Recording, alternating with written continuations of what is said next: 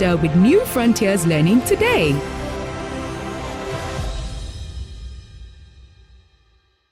New Frontiers Learning is the #1 tuition center for the CFA exams in Nigeria. Our founders went through their CFA journey with little or no support of any kind. However, they vowed to turn into reality the dream of every CFA candidate earning the CFA charter, irrespective of their backgrounds, finance and non-finance alike. It is this commitment to support our candidates that influences our engagement of a world-class faculty, partnerships, scholarships and discount offers, our online learning management system, and so much more. Our clients' outstanding results across all levels of the exams every year attest to the quality of our top-notch physical and online program in the last 10 years. That's right, we have been impacting the industry for 10 years and have supported about 2,500 professionals in that time space. Register with New Frontiers Learning today.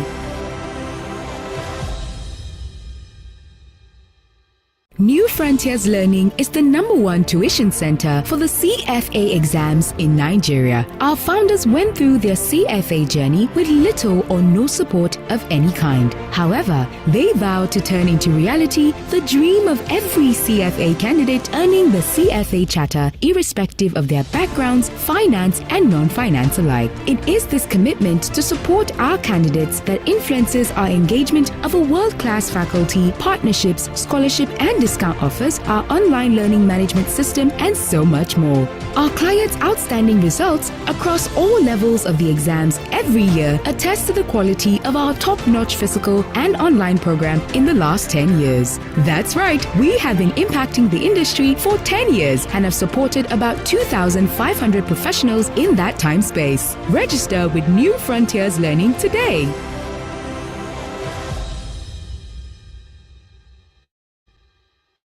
New Frontiers Learning is the #1 tuition center for the CFA exams in Nigeria. Our founders went through their CFA journey with little or no support of any kind. However, they vowed to turn into reality the dream of every CFA candidate earning the CFA charter, irrespective of their backgrounds, finance and non-finance alike. It is this commitment to support our candidates that influences our engagement of a world-class faculty, partnerships, scholarships and discount offers, our online learning management system, and so much more. Our clients' outstanding results across all levels of the exams every year attest to the quality of our top-notch physical and online program in the last 10 years. That's right, we have been impacting the industry for 10 years and have supported about 2,500 professionals in that time space. Register with New Frontiers Learning today.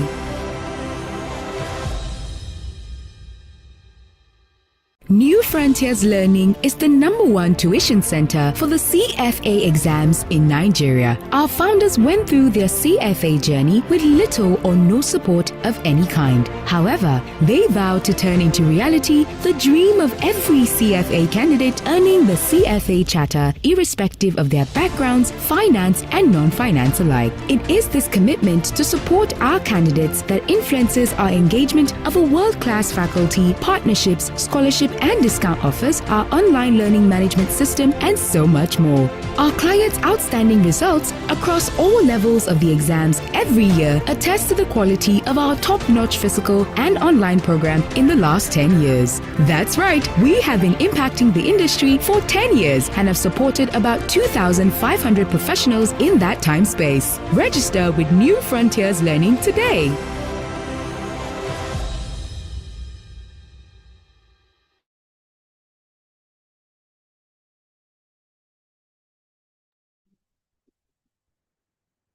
All right. Thank you. Good evening, everyone, and welcome.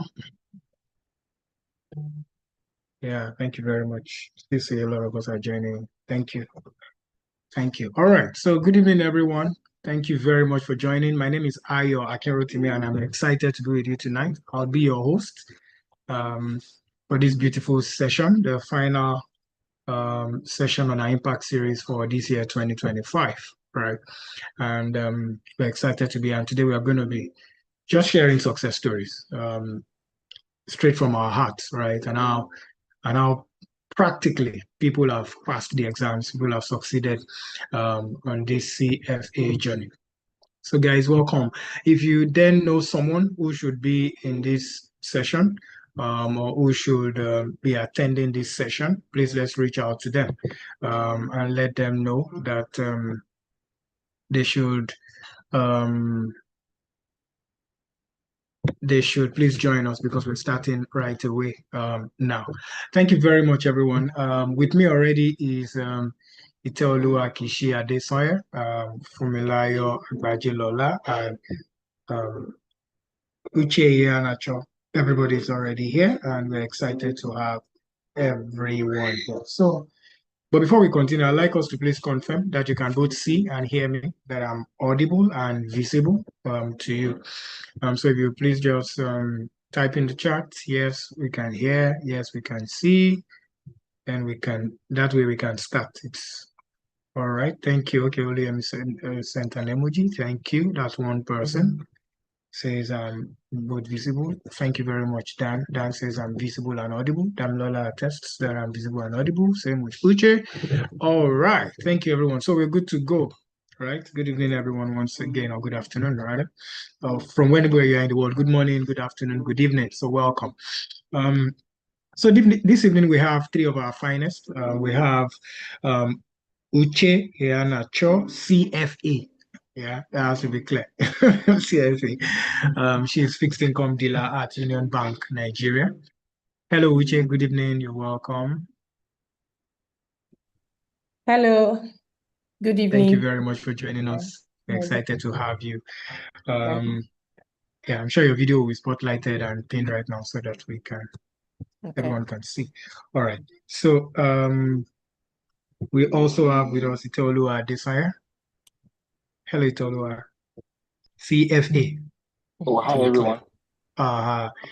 Iteoluwa is Treasury and Market Analyst at Adino Partners Limited. Thank you very much, Iteoluwa, for joining us. And of course, we have Fumilayo Agbajelola. Hi, Fumi. Good evening. Hi, good evening.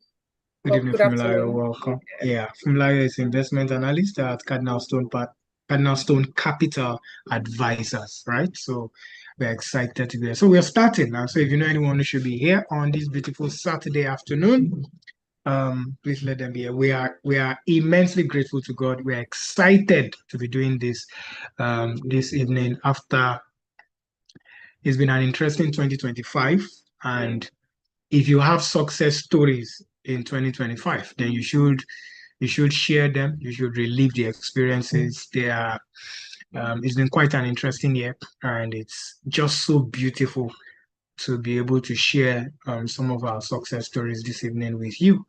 And I'm confident that this will be very, very helpful to you. All right, so we're starting right away, and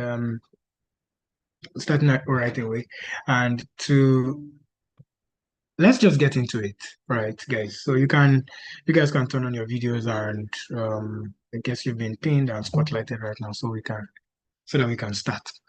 All right. So again, I always like to begin from here before we get into the CFA and all.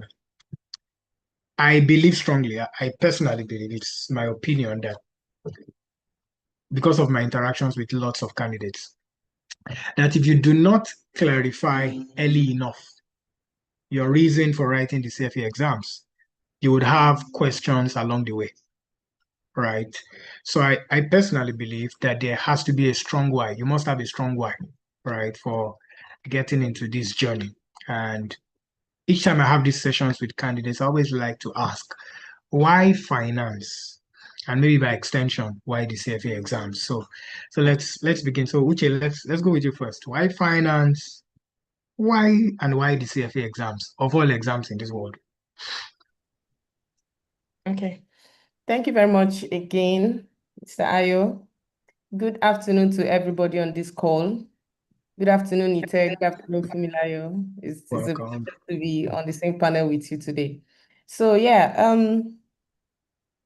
for content, I have a biochemistry background. So I like that. I was a science student. So I think yesterday also I saw a tweet by Tunde Onakoya, where he said that Okay. one of the biggest regrets he had was the fact that in secondary school, what they used to do is the brightest students were moved to science, and then the ones that were considered not so bright were moved to arts and commercials. And I felt that because that was exactly what happened to me. I never should have done science in the first place. But I think after our junior YF, we were one of the best, and then they just moved us there. So that's more like my background. I ended up with biochemistry, which I hated all through my time in the university. Somehow I knew I didn't want to do that. I didn't want that at all. But you know how it is. We came out. The first person to offer me a good job was Sterling Bank, and that was how I found myself in finance to start with. I just needed a job, and I All got right. it in banking. So when I got into banking, honestly, I got in as I didn't know anything in that space, and I was in treasury. So treasury demands more. It's not just about come in the morning and do the work. No, you have to have the knowledge. So I always tell everybody that the first thing that led me into finance, okay, I didn't go to finance. I just found myself there by chance, and yeah, and then I think that was how I found my way into CFA, because I didn't understand what I was doing on my desk. I was just doing the job, so I needed to understand it from a theoretical back, from the part of theory. So that's how I got into CFA in the first place. Okay. Yeah. Very, very interesting story. And I like stories like this because, I mean, you know how on our faculty, for example, there is a medical doctor. And that's an extreme as well. There's a medical doctor. There is a lawyer. There's straight out of law school lawyer, right, on faculty. And it's very interesting. I like stories like yours. And I also think that it's just a stereotype. It's a stereotype, that happens. I mean, you didn't have a choice, as it were. But thank God you are here. We are glad you are here anyway. So we need people like you here. So it's good. All right, beautiful story. So, Iteoluwa, what was it for you? Hi, Iteoluwa, you able to speak? And by the way, Uche, somebody is hailing you seriously in the chat, saying, "Hi, Uche, biochemist here. I was the doctor everyone thought will become a doctor. Ended up doing pharmacy after biochemistry, but we are back here." You are welcome, Cynthia. This is the place to be. We are excited to have you. All right, okay. I think Iteoluwa is unable to speak right now. But hi, Fumilayo. How are you today? I'm good. Good Yeah, afternoon. so is it the same story with you? Yes. Fumilayo is CFA level 2 pass. So next year, Fumilayo, I'm bringing you next year now for you share your Definitely, story with definitely. absolutely, yeah. So that's why I'm happy to bring you today. So but let's talk. What was it for you? Why finance and why CFA exams? Okay, for me, I mean, I've always known what I wanted, even from like when I was very young. Good. So I have a background in economics. I have my BS and MS in economics. So I've always just been interested in finance. And growing up in a family that my parents were very entrepreneurial, and I just saw firsthand like the need to really have thoughts and depth into all these things. So it has always been very clear Yeah. for me. I had, like I said, my BS and MSc at University of Ibadan, studied economics. Then I started my career with Kairos Capital, now called Ankoya Advisory. I started as an investment banker. And from there, it was just okay how, it appealed to me in terms of the rewards, or let me say, because it rewards clarity of thought and, purpose. And having colleagues that were maybe done with their CFA program, or they were in the process of getting their charter, I saw like the distinction in like their depth in terms of knowledge, analysis, and all that thing was just very interesting and intriguing. So I started having conversations with them, just really understand. Okay, the CFA thing. Okay, so you mean that if I start this program, I would like really understand all these things that you guys understand, all those things. And so I think that was where the interest, kicked from. And then it was really, straightforward. Like I thought that was something that was going to be in line with, my Excellent. career. And then I just, went for it all in. Excellent. So I mean, it's clear.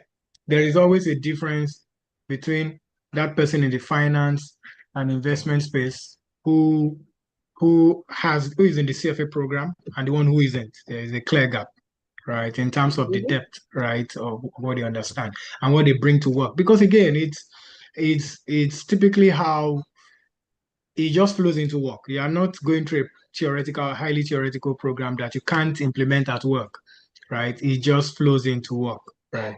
Thank you very much for that for me. So Italo, welcome back. So we're asking, why finance and why the CFA program? Right. Okay. So I think, like I mentioned earlier this week, it was something I just fell into my laps because I studied petroleum and gas engineering, and everyone heard me. Okay, so Yes, we can I hear was you. fresh out of school. I was studying petroleum engineering, and the colleague just mentioned that, oh, this is exam I'm preparing for, because I used to see her wait after like work, and for someone that leaves 4:59 p.m. before, I was now wondering, what's going on? Why are you here? And she was like, she's preparing for an exam. Oh, I was like, what kind of exam is this? That kind of thing. So finance, because things just work easier in my brain with finance. I don't know how to explain it, but I can understand concepts easier. And it was just a no-brainer for me to now begin the CFA exam and stuff. Thank you very much. So again, for you, there was an inspiration. So someone inspired you, right, as it Yeah. were, which I think is the ripple effect which is why I like hosting these sessions. It has this ripple effect of inspiring other people as well, because you can't even tell. I mean, how does someone's study time inspire you? Right, it's a study time is a personal thing. It's not work, if you understand what I'm saying. So for me, I talked about how the depth of conversations and the quality of the work of some people had inspired her, but then you are talking about how someone's personal reading time, right, drew you to understand what the CFA was. And that's why I'm always confident about the extent of the work that we do here. When we host these kind of sessions, you don't even have an idea how far it goes to help, or support somebody, right? It's a very interesting one. Thank you very much. And a very good starting point, right, for this thing. I'm going to ask you to share your stories at some point. But I want to ask you, which one is just one line, just one mention, then just one line of explanation of the three levels? Which was your favorite? Which was your least favorite? I go first. Yeah, go ahead, please. Level 1 was the favorite. Was your favorite? Without a Okay. doubt. So, I think I overprepared. I Okay. probably started preparing in January, February for a Okay. November exam. And Okay.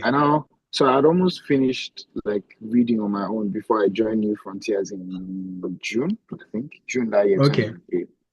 So Good job. I think I had derivatives left.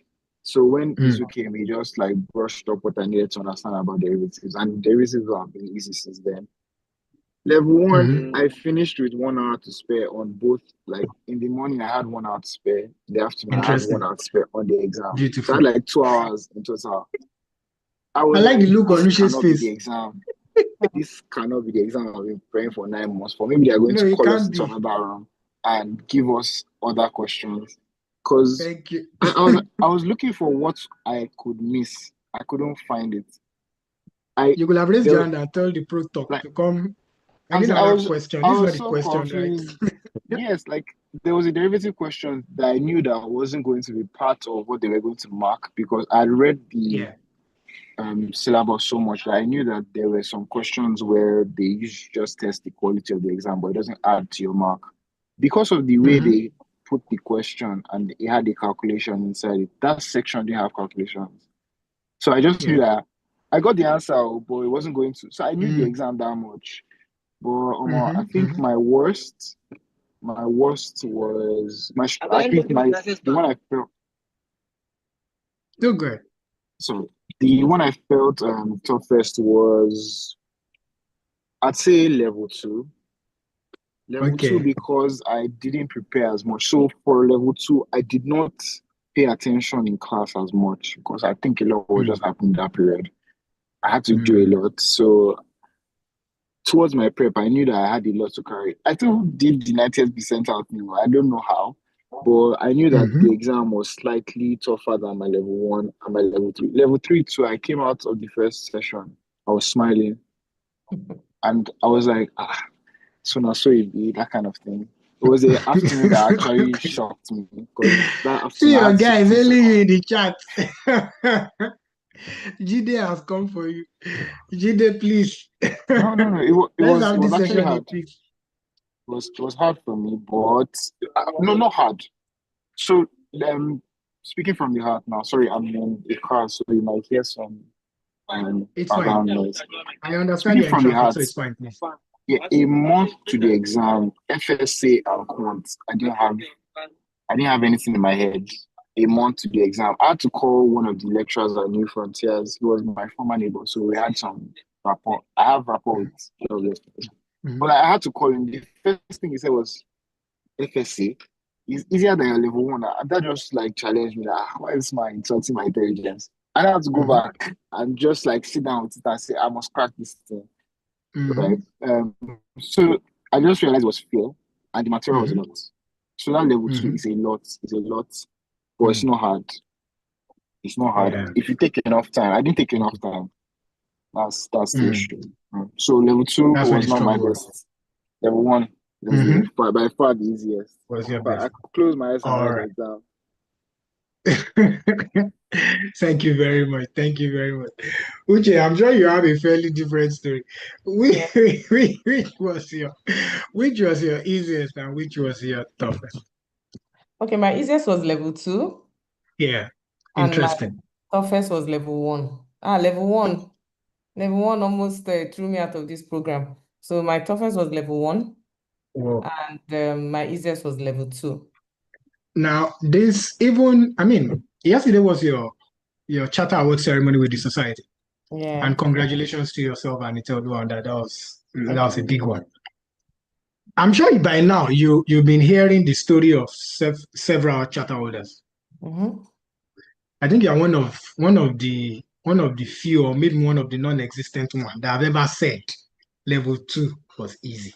And you will clarify that, but when I give you more time to explain, right? Because of the depth of that level 2 program, right? Okay, so level 1, interesting. I mean, every charter holder talks about how level 1 is just concepts, blah blah blah, But then you are saying level 1 was the toughest, but level 2 was the easiest. Yeah. I like the sound of that. Thank you, Richie. Okay, Fumilayo, what was it for you?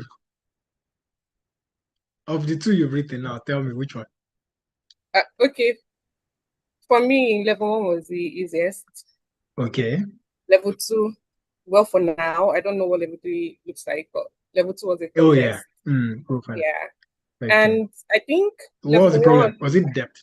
Go ahead. Yeah, and it was the depth, and then it was, the application of concepts. Because I felt, level 2 is more, I don't know, it has more analysis, it has more formulas to recall, I know those things. So it was actually pretty tough for me.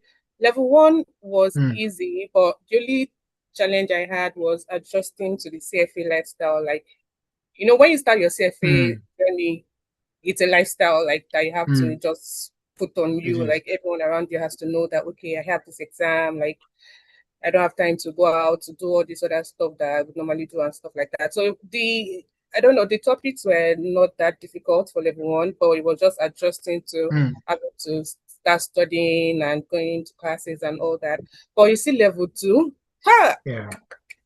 It was pretty tough. I don't even know. Like, I used to be in love with FSA in level 1. Like, I used to adore FSA. But you see level 2, I don't know. I mean, thank God for people around me that that put me through that, because it was pretty tough.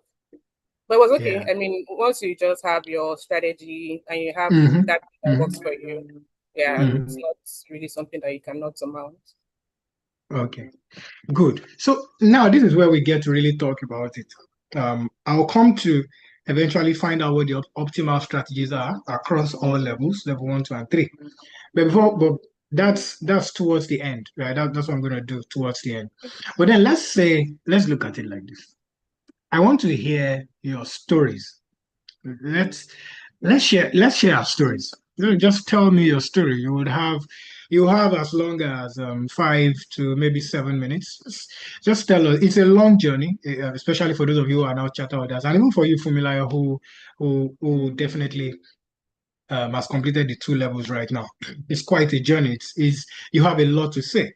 But the truth, even in the midst of that, is there were some high points, right? And we want those highlights. I'm sure you've you've thought through your stories, you've thought through your journeys. We want to hear the stories, mentioning the major highlights, for you on this journey. Then I'll come back. We'll talk about the real optimal strategies. I want people to be able to take something away now that they are preparing for their own exams and say, this is it. I've heard from someone who's done it before. This is what to do at level 1. This is what to do at level 2. This is what to do at level 3. At least that level of clarity eventually. But I want to hear right now. We want to hear your stories. We want to hear your stories, mentioning the high points, the low points as well. They're equally important, right? And let's just go. Uche, I'd like to start with you. Okay, yeah. Thank you very much. The CFA journey, well, high points, yes, low points, yes. So, like most people know about my journey, the first time I wrote CFA level 1, I did not pass. And I said it earlier that level 1 was my toughest. Coming from a biochemistry background, I had my years of experience. So I had done like 8 years experience or 9 years experience in banking, treasury, to be precise. But before you wrote the level 1? Yes, of course. That was in 2023. By 2023, Interesting. I was already 9 years, in fact. But for some reason, I was so engrossed with my job that it was really all practical for me. So I just kept on doing the practical work. I was always busy. I was always just doing the job. I couldn't really speak to my job per se, but I was good at it, but I couldn't speak to it. So it just like doing something over and over again. I don't have to think about it anymore. I just kept on doing it. But as I began to, rise, I realized that I had to start speaking more. It wasn't just about doing, how you go from the execution to the material and all. And that was when I actually realized that, in fact, I didn't want to add it, but I could add it. I think one of my bosses mentioned something, and I think that was the day I said, I'm going to go write this exam. I think they know that I'm good at my job, but I don't really have it up here. So I decided to go and even learn about it. So I got into the program. I got a scholarship. So that scholarship also helped me because it kind of encouraged me to go for it. As I got the scholarship, I just registered, and someone said, I told someone, I don't know, I want to start myself. A person just said, go to New Frontiers. I'm like, okay, call Mr. Isaac. And then I just chatted him. He said, the class starts, I think, the next weekend. And I'm like, oh, really? Okay. So I just registered and I joined the class first day. And I'm like, what am I doing here? There was a lot of people and I was just wondering, what are you people talking about? And the thing is, I never opened I know that there was something called CFA, but I didn't know what was inside. I didn't even know the magnitude of the program. I didn't even know it was plenty. I thought it was normal exam, like just go and write and come out. I didn't know it was that much. So I got in the first day in class, time value of money. I don't know what this guy was talking about. I didn't know what I was talking about. What was he I talking know about? that class. Yes. That cont class. Yes. And I was like, okay. And it's foundational to everything, isn't it? Yes. And truth be told, I didn't get anything because more than half of the time I was confused. And I kept on asking myself, is this it? And then I think that was when I went back home. I went through the curriculum and I said, no, now, is this it? So, so it was like that throughout for me. The classes, and I think I know the mistake I made. Instead of me to focus on just getting what the teacher was saying, I was focused on the fact that it was tough. I just kept on saying, this is tough. And so I was occupied most of the time with the thought that the exam was tough. So I was missing out on most of the things they were saying, so, yeah, so that's important. And again, another problem was I started the journey in January and I registered for May because I thought it was a simple exam. So I just registered for May.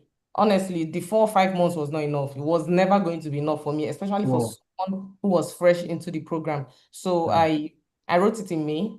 I think I'm sorry, I think I was the only one that didn't pass in the class that period. Mm, I think it mm, was only me, and that really hurt me a lot. Like I said in my mm, interview, I cried every day for 30 days and nights. I kept on mm, crying every morning when I wake up. I cry when I get home after work. I cry. Because I kept on saying, Uche, you're a failure, because I felt like I knew a lot of charter holders, but why couldn't I do it? And I was supposed to be one of the brightest when I was in school. So I just said, oh, mm, at the end of the day, you don't know much. But after the 30 days and nights, I don't know, it was quite significant for me. But I know that my result came out in June, 26th of mm, June, and my birthday was on July 29th. I had a birthday party that day. And after that birthday party, I think I had a reborn. I went back home and I decided I was going to write the exam again, because before then I was not even good. going to write it again. So I said, okay, I think there's something I missed out. And then I registered, because it was almost time for late registration for November. In fact, it was late Mm, registration. I registered and I sat down. I think I just sat down with all my everything, my curriculum, and I'm like, where did I miss this? What did I do? And I think where I missed it too was that I didn't read the curriculum at all for that first attempt. I didn't even read it. mm, I know that the teacher said it in class that you have to read the curriculum. So I said, okay, this time around, I'm going to mhm, read the curriculum. And I'm not just going to see this exam. I saw it as easy at first. So I'm not going to see it as easy. I'm going to see it as what it is. You have to do the job. You have to do the work. So mm, I put up a timetable. I'm going to talk about that later, but I now structured the timetable, and I started going to the library for the first time. I had to start going to the library, mhm, and then um I think after 2 months, because I started reading in August beginning. I think around September ending, everything just became clear. It was as if that was when I now that this when you say I've arrived. Oh, so this is what mhm. the program is all about. This is what they've been saying. Uh-huh. Oh, and Uh-huh. everything became very clear. And I just think that from then, it just became very easy for me, because as I was studying and reading the curriculum, I was beginning to see my teachers. I think that was the first time I was really hearing my teachers' voices. Oh, so this is Good. what this man was talking Good. about. This is what this lady was talking about. And I'm like, oh, so why didn't Good. I get it before? It was just making sense. It was really making sense. By the time I wrote the exam, which I'll also talk about later, I think the way I Yeah. approached the exam itself were different, Mm, really different. I probably will mention that later. I wrote the exam. It's not like, CFA, you're never sure you'll pass, but I had mm, more confidence. When I wrote the first one, it was only by the grace of God I was going to pass, but I knew that I was not going to pass. But mhm. second one, there was this confidence that, okay, I think I know a lot of the answers. Okay, I think I have it. The result Yeah. came out, and I passed, Mm, and that passing was one of my high points, because CFA is this big thing. So for me to see congratulations, even with that level one, I think I was okay. I can even go mhm, with this one. I'm fine, of course. But in January, the next class started and I joined immediately. And why I yeah. mentioned that level two was my easiest was that, I had just discovered the secrets to passing the exam. Like I had just Thank discovered it. you. I used it to write the exam, and Good. my guess was right. I passed, so I Mhm, went into level two with so much confidence, good. and with the knowledge I'd acquired. I mean, the secrets and the codes, like everything was still in my head, and I was still holding on to them. And then level two was my shortest time, because I started in January and I wrote in August, so it was really the Mhm, shortest one I did. So I was on fire all through. I don't think my fire ever went down. So I kept on telling myself all those things that I knew, and then I wrote it. It's not like I was sure I would pass, but I knew too that I did well. So it came out and I passed. good. Then level three wanted to do me like this, but thank God for God and for Ite Oluwan. Yeah, I'm going to mention his name later. Somehow absolutely. I scaled through level three. Level three was a bit tough for me. Mm, But it was mhm, still okay. And I wrote in August again. So I think this is my story. I didn't get it right the first time, but I always tell people that yeah. not getting it right the first time was the best thing that happened to me in this journey, because it opened my eyes. Mhm, And I opened my eyes. I knew the to-dos and not to-dos of the program. yeah. So I Yeah. knew what to do to pass, and I knew, Good. so yeah, so at least with my own ability, I knew what to do. Yeah. Other factors Yeah. were involved, which helped too. but I just think that's basically my journey. I did it in 3 years. I'm grateful. And here we are today. I look back and I'm wondering, how am I a charter holder? But thank God, Uche CFA here. Yeah. Yeah, that's it. Thank you. This is beautiful. This is beautiful, and I like the story. The moment your what you could term an initial failure already becomes a part of or a springboard from which you can launch into success, right? Then it's no longer a story of failure, right? So well done, and this is good. I'm sure a lot of people, I'm sure a lot of guys on this call are gleaning a lot of lessons. Guys, you can type in the chat what you think you're picking, from which stories, practically things that you are picking up, right? As you hear these stories, because we'll come to that eventually. Thank you very much, Uche, for sharing that very beautiful story. I remembered your level one. I was wondering what happened to that level one results when I saw you and you said no, you didn't pass. Uche didn't pass the exam. How did Uche not pass the exam? You know, but then it's really clear. And I remember that you mentioned again that it became a springboard, for what's now, your success along the way. Thank you very much for that beautiful story.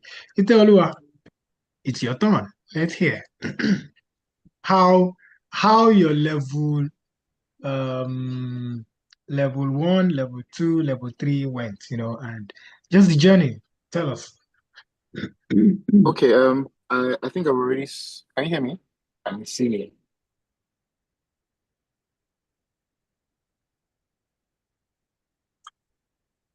I Can you can. hear me? I can. Okay, Yes, I fine. can. Perfect. Perfect. So, level one and level two. I've already spoken a bit about level one. It was something that, for some reason, I just had a lot of time to.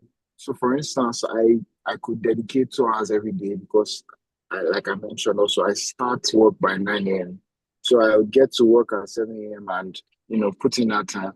I didn't have any context. I tried quant for a whole month, like February. I was lost, but at least what I could do with that period in February was that my mind was assimilating something till the time where I'll go to New Frontiers, for instance, and consolidate that knowledge. It's like my mind was learning it from February that I dropped it till when I would need it for the exam. So for level one, I started prepping like January for the November exam. For level two, I started prepping say January also. So that was one of my problems. I didn't take enough time. So I think every CFA exam on average is like, it's something I've tested out. If I have 9 months, 9 months of proper prep. So if I have an exam in August, once I start in November, I'll be fine. No matter what type of shift or twist they want to bring in the exam, I'll be fine. Because I'll have read most of the nitty-gritty. For level one and two, I didn't even have to read the curriculum. I didn't touch it. Except one day I was just bored and I decided to read ethics. So I didn't touch it for the most part. What I read was I used video lectures, I used crash courses, and I read Shredder. And I was able to get by. For level three, very different ball game. And I found out slightly late, but I was still able to sorry that my story is up and down, but let me Again, do it's it your like story this. now. Anyhow you say Yeah. it's your story. So You need to hear it like that. one thing I would advise is whoever, I'm sure some people have written level one and two exams, is if you are starting to read, you're giving yourself 9 months. Try and give yourself 9 months. 9 months because for me, I like to cover the curriculum, not the curriculum, not the book now, but like the everything in the pages or the course content. I like to cover it at least 4 to 5 times. I'll cover it video once or twice. I'll cover it reading Shredder once. Then I'll cover it in class. So as the lecturer is teaching it, I'm refreshing my memory. So that's like the fourth, fifth time. If I go to the exam and I'm not doing that, then like it's putting some kind of doubt in me that I prepared. So that's that. Then when you are starting, it's better you take the hard things first so that your mind will have enough time to assimilate. But I don't know if it works like that for everyone. I think it does. If I for instance now, I would have preferred for my level 2 if I started FSA first, gone through the material, let my mind be working on it while I go through the easy parts. When someone now teaches me, I'm able to consolidate that knowledge, right? And it is easier. I'm giving my mind more time to assimilate things. So for level 2, that I didn't do that. I waited till 1 month till, and I had to call Ibrahim, and I called him and I said, "Boss, help me. He's looking like I'm going to fail. This is failure at this thing." So, because like I tried, but that fear did not allow me even understand anything. I couldn't proceed for FSA and quant. And just said, it's not too hard now. It's FSA is just it's easier than level 1. When he said that, it was almost like he brainwashed me, and I could be confident. So I went to take the material, and FSA, I even had like higher than the 70th bar line. Fonts to the same thing. So there's that. I'd also think that I had to know myself for all 3 levels. So I'm a video learner. I don't read text as well. I prefer to see somebody teaching me, whether it's an Indian or a Nigerian from New Frontiers or wherever. I prefer to see somebody in my front or on my screen telling me that, okay, this is how to do whatever I need to do, than reading it on pages. Of course, I have to do mocks too, and I have to read Trezor and all, but like it was easier for me to assimilate. So I had to know myself, right? Then another thing that helped me for all 3 levels is my study buddies. So for all 3 levels, I had a group where I was sending questions, other people were sending questions, people were going back and forth with this and that, right? That kind of continuous thing, I had to break it down. Okay, why does this work? It works, number 1, because you people are motivating each other. You are working towards the same goal. If you have the same goal, it is easier for you to get to the bus stop you are moving to. Then number 2 is the Feynman technique. So it's a technique where if you are teaching somebody something, right, for you to teach them well, you have to understand it to the point to be able to teach them well. If you don't understand it to that point, then you've not learned it well. So in order to be able to answer people's questions on the group, I've had to go back to like understand concepts properly to the point where when I'm coming back to read it, it's not as far away in my mind as it should have been if I hadn't been teaching it, that kind of thing. Then for studying for the 3 levels, I just think level 1, I just breezed through it. Like, I don't know, it was just too easy. Too easy. I don't mean to sound funny, but like I'd say maybe I did 500, 600, 700 hours for level 1, but I didn't stress. I never woke up in the night. I came to class whenever I had to. Oh, sorry, I attended classes online. So I attended those classes and I did everything I had to do. But I was stressful now. Level 2, I almost vomited. In fact, the day of the exam, I woke up around 2 a.m. I think I mentioned that before. I woke up around 2 a.m. to finish the whole ethics because it started. So I tried a mock 2 weeks before. I had like 60 something, right? Then ethics was now on the line 50% for something that had so much value. I knew that there was fire on the mountain, so I had to read the whole thing the night before the exam, and that's how I went to the exam. Level 3, honestly, I think for that one I over prepared because 2 weeks to the exam, I picked up a mock, like I mentioned, and when I was done with that mock, I think I got about 70 something. And it was supposed to be a very hard mock. So once I got that 70 something, the hard mock, I was like, so what are we still doing here? If maybe I'll just go back to the office, cancel my leave, and just like, use that thing for another thing. Maybe I can go on a vacation after the exam. Because like I felt prepared, but of course you never know because it's an essay exam. And you might be explaining things in a way, and your lecturer the person that's marking is reading it another way. So I just pressed on for that.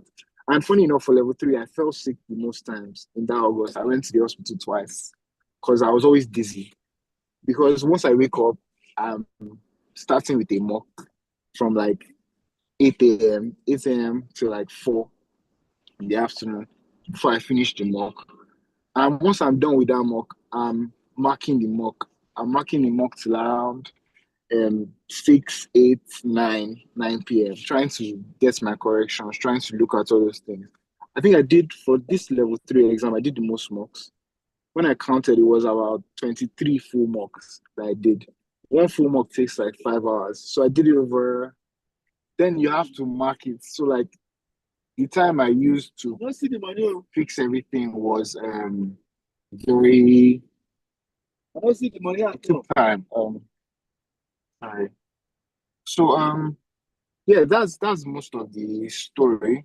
That's most of the story that I have, at least for now. Um yeah, yeah, that's most of the story that I have. Maybe from other people's questions, I can add other things. Let me see. Oh, right. Then one thing that also really helped me was flashcards. Flashcards. Can everyone hear me? Just to confirm that I'm not speaking to the void. Yes, we can hear you. Okay, so Yeah. one thing that helped was flashcards. So I had a list of flashcards. I just collected sticky notes from colleagues, collected round. I collected at some points the sticky notes got messy, so I had to now start making my own myself. So I just tear A4 paper and divide it into 4. And I was carrying those sticky notes up and down, like it was in my wallet, it was in my bag every day. What I did before I read, at least before it became too bulky, is that I would note every important thing from every topic that I read down, but not too much.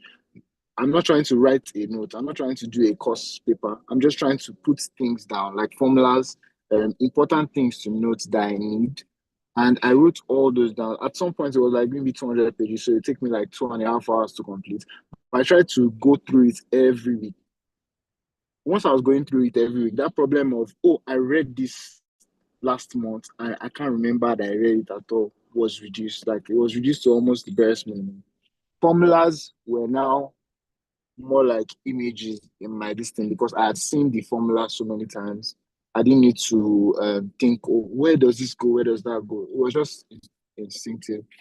So yeah, that's my journey for the exam in level 3, especially. All right, hold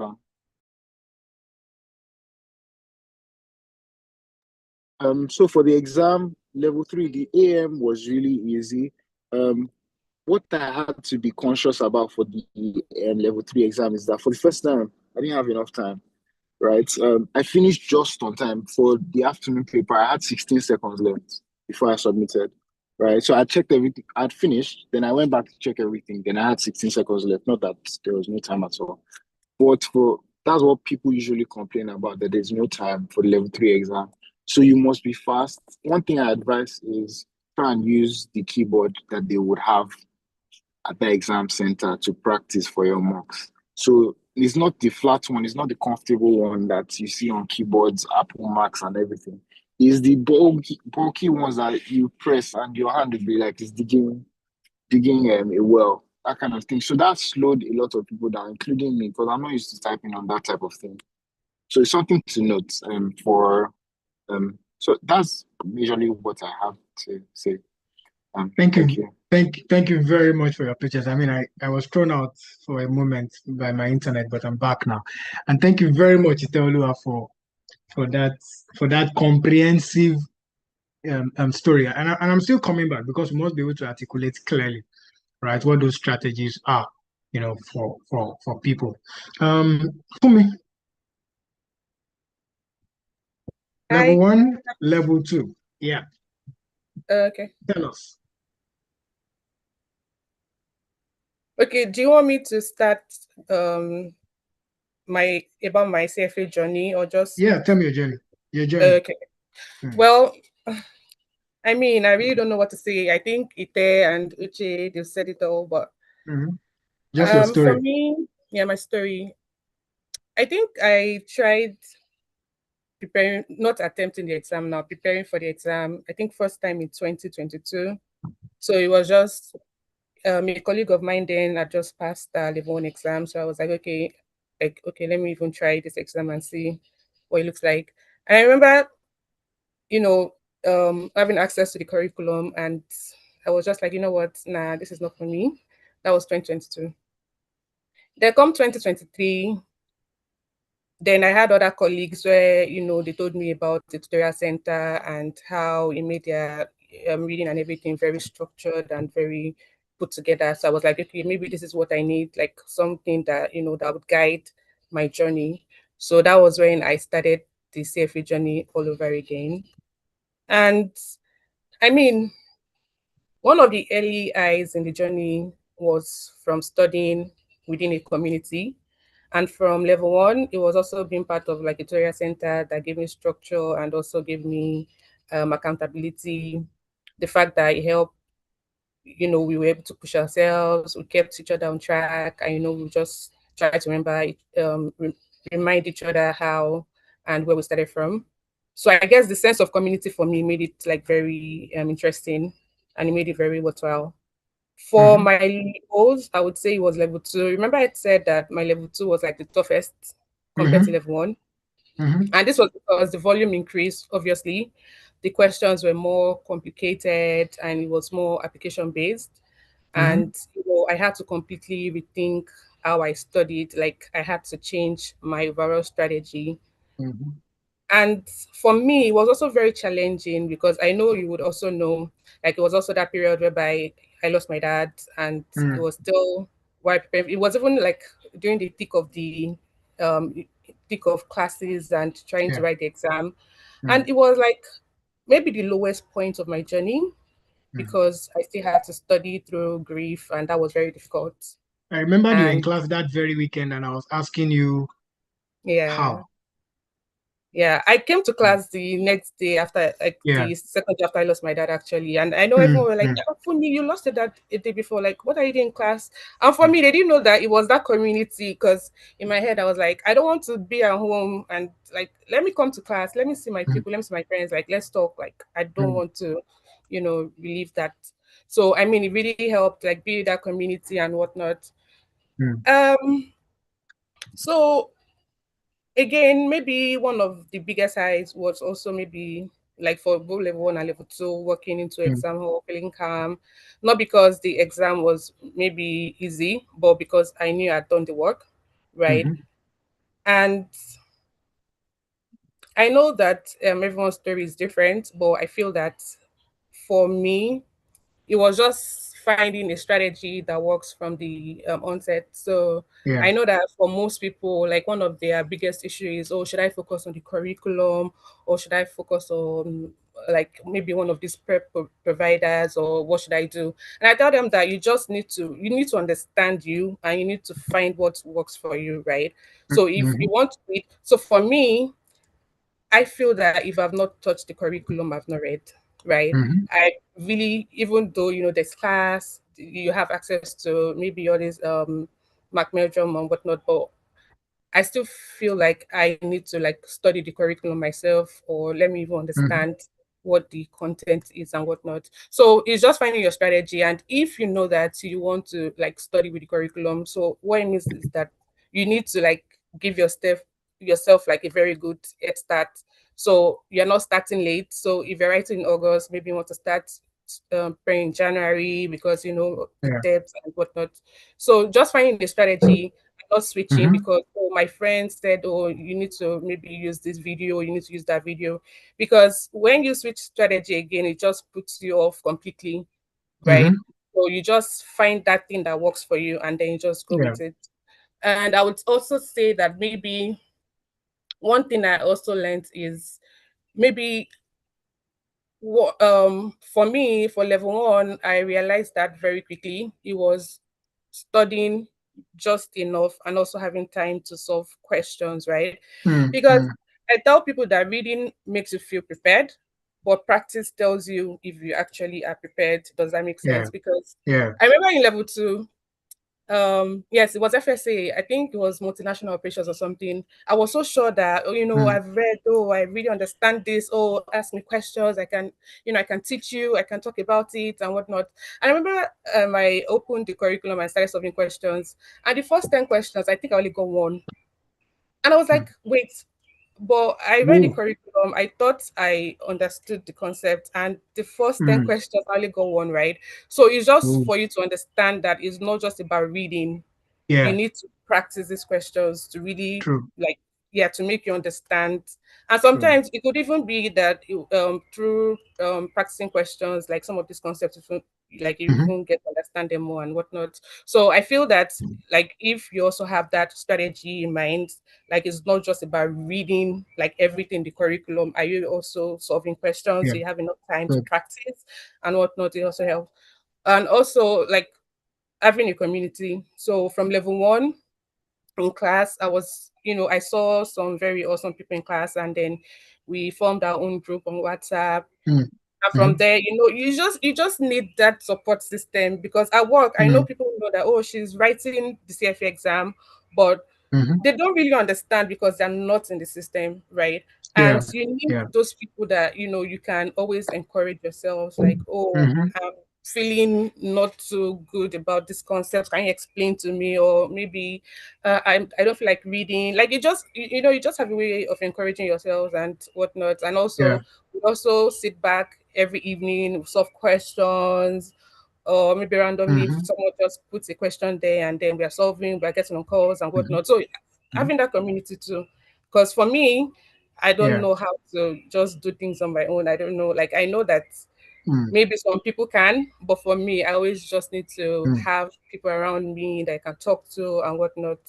Yeah, I think, having that community too. And also, I won't even lie, I leverage most of my tutors in class. I remember for level 1, even I think 2 to 3 days to the exam, I was calling derivatives lecturer, I was calling quants, like, please explain this, explain that. And they were always ready to always, respond to my questions. And even for level 2, surprisingly, I kind of panicked like a day to the exam, and I felt that, oh, maybe there was one topic or one course that I thought I didn't know anything at all. And I called like a lecturer, and then I think he spent like 2 hours on the call with me, and then we're just going through questions, like trying to calm me down. You know what, don't worry, let's focus on this is what you need to know, So having that community, I won't even lie, like it just has a way of like encouraging and pushing you to do things.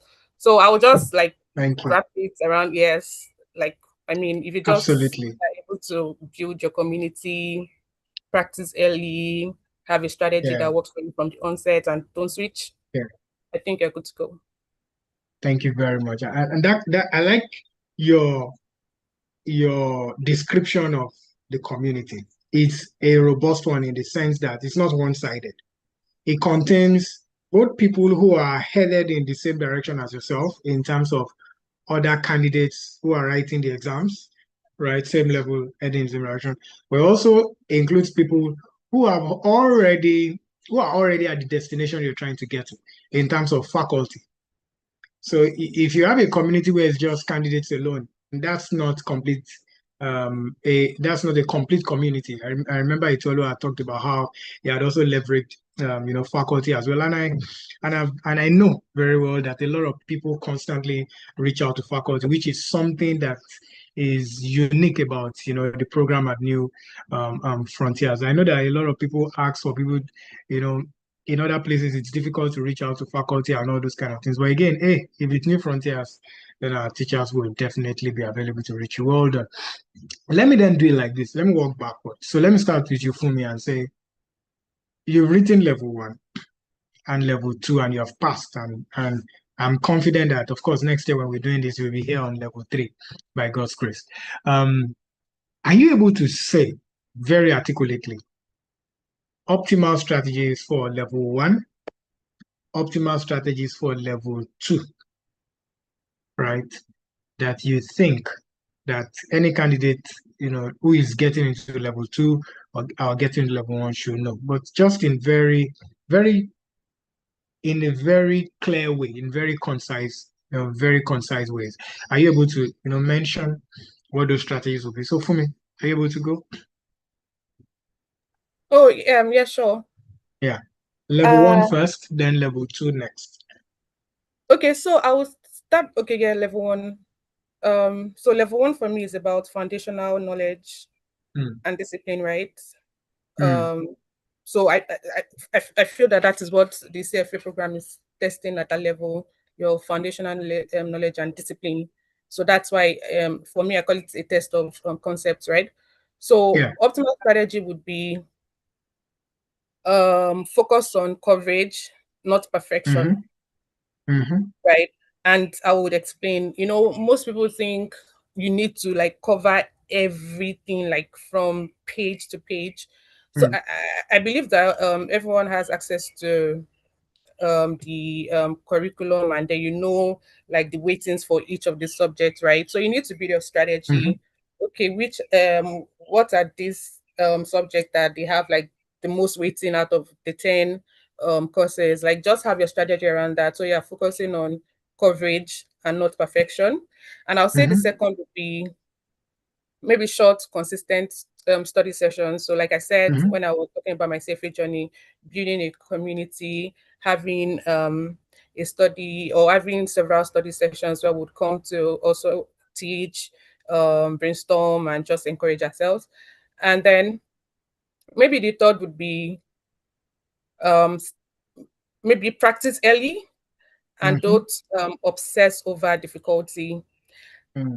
From level 1, like I was always telling everyone around me, I would tell them that failing for me is not getting a 90th percentile. It was not even about failing the exam.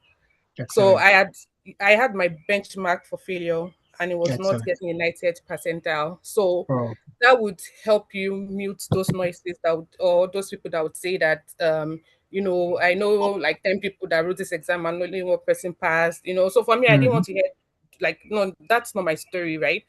My own failure would be not getting 90th percentile. So like that was just it. For level 2, what the CFA is trying to test is your ability to apply those concepts and even maybe under pressure. So optimal strategy would be read less, practice more. I gave you example of my level 2 FSA when I thought I'd understood everything in multinational operations, and I solved the first 10 questions and I only got 1. I failed 9. So that would tell you that you need to read less and practice more. And then you need to understand why formula work.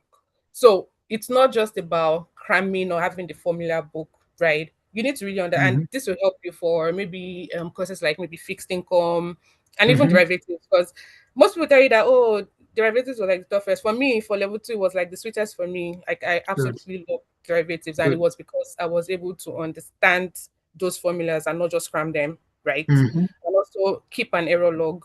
So for every mistake, it's your first time, like you're learning, we're all learning, right? So your error should not be something that you're ashamed of. Keep an error log. Remind yourself, okay, why did I fail this? Okay, maybe I shouldn't do this next time. Or if I see a similar question around this, maybe this is what I should do. How should I approach this question? So so those I would say are my optimal strategies for the 2 levels I've written. Thank you very much, Fumi, and I think they are quite concise, because again, you've talked about, and I like that people are able to relate with what you're saying, and I will appreciate if people from our audience can actually just put in the chat, something you're picking from these things. It shows that you're following. She's talked about for level 1 coverage, not perfection. Study bites, short study sessions, early practice, and by level 2. Because the focus is on application, you want to read less and practice more. You want to understand how formulas really work, what they mean. Because again, like I always tell candidates, the exam is not trying to turn you, NIST is not trying to turn you into a statistician. Or a mathematician. They need you to be able to explain the how, right, behind those formulas, why those formulas are that way, and then you can be able to apply them correctly. Thank you very much, Fumi. I needed those optimal strategies to be like that, and it's good that you're able to cascade them at each level, because yes, it's the same exam, the same program, but again, it's a different ball game, at every level. So let's go. Uche, what would you say, optimal strategies this time, level 1, level 2, and level 3? Okay, thank you, Eugene. Yeah.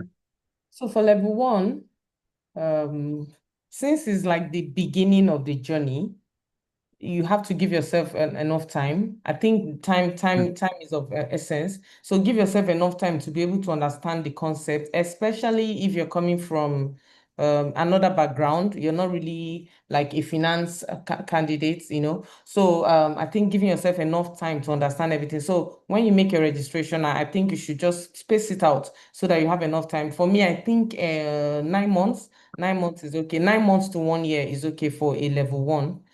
But I think I'm the only one of this opinion, because everybody just says level 1 is easy, but it depends on you really at the end of the day. The next thing is to be very, very attentive in class or to your curriculum and to the videos you're using, any resource you're using. Be very attentive, because level 1 is the building block of the whole program. It's in level 1 that you understand like everything, CFA it's just like building blocks. So level 2 is on level 1, level 3 is on level 2. So you need to Yes. get that level 1 as strong as you can. And I believe that was what happened when I wrote it the second time. I got the basis, and then it was easy for me to build up on that. Then Good. yeah, that's for level 1. Then I think going on to level 2, it becomes it actually becomes tougher, because now in level 2 you have more formulas, you have more, okay, the topics are less, but you need to do more in-depth work in level 2. So in all of this, curriculum is important. I think I'm a curriculum person. I read the whole curriculum, and the time I didn't read it, I did not pass. So for me, curriculum is very paramount. So you read your curriculum, try to solve as much questions as you can. And when I mean solving, I mean the mathematical part of it, the formula, the ones that have the formula, because there's a lot of valuation going on. So you have to keep solving and solving and solving. And then most of the questions revolve around the formula. Okay. Then going on to level 3, level 3 now becomes a different ball game, because in level 3, you're no longer doing OBJ, multi-choice questions. You're now doing Yeah. the writing, where you actually write. They'll ask you a question and you write it. I like the fact that the level 3, the CFA level 3, you don't have to say too much. They don't even want you to say too much long story, but you need to know what to write Yeah. at the end of the day. So I think that's where I became a little bit shaky when I got to level 3, because I have to now learn how to answer the questions by myself. True. Guesswork, where you see the options and then you remember, oh, this must be the answer. No, this one, the question is there. You bring out the answer by yourself from your head. So in level 3, you have to learn how to answer the questions. So you need to, so it's not just about reading. You have to understand what you've read. You have to understand your level 1 and your level 2. Like I said, you have your building blocks from there. So you need to have learned it very well, understood it very well, so that you can apply some things from there when you're answering your level 3 questions. And in summary, I think in as much as, I think those are the different distinct strategies for each of the levels. And then apart from that, generally, Yeah. like I said, your curriculum is very important. I Yeah. don't know if I need to talk about the strategy for the whole exam as I don't know if I can say Go that. ahead. It's absolutely fine. Yes, you can. Absolutely. So I think one thing I know about the CFA that I applied that helped me so much was having a structure in terms of timetable. So timetable was very important to me, right? Nobody will give you the timetable, so you have to draft that for yourself.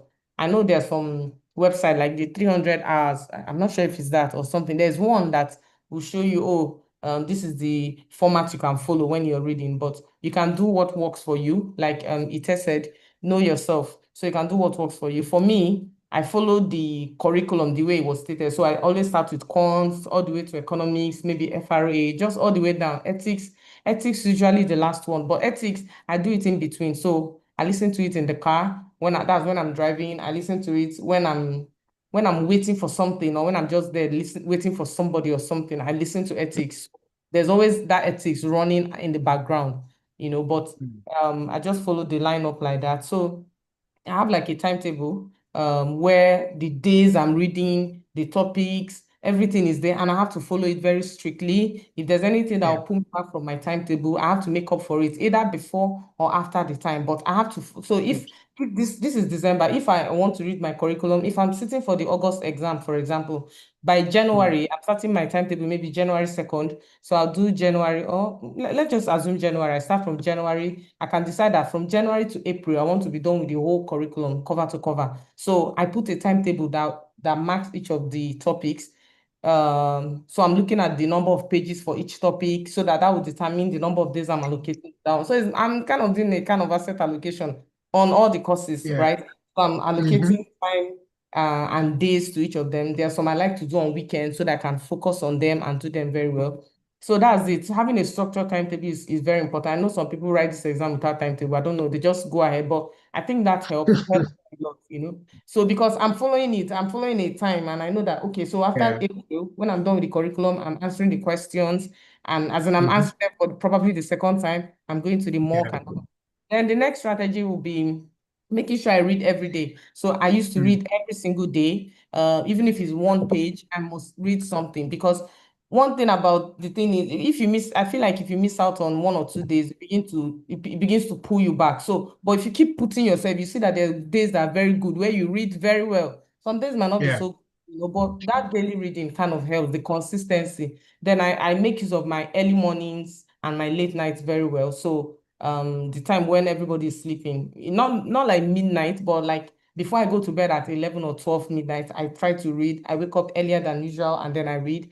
Then I don't have any particular focus when I'm reading the course. I read everything because the exam, the way it comes, they won't tell, there's no, oh, this is the special one. They'll ask, anything can come out anywhere. True. You know, True. they've been running this exam for years, so it's better they keep spreading questions from all over, all around the curriculum. So there's no focus. I don't think anybody should say, oh, this is my focus, this is my weak area. Everywhere, anyone that is weak for, you need to go and find out how to know it. Because the ones I was in level 2, there's one particular topic that we read so much. I focused so much on that topic. I got to the exam hall, not even one question. I'm very sure I spent up to 10 on that particular topic.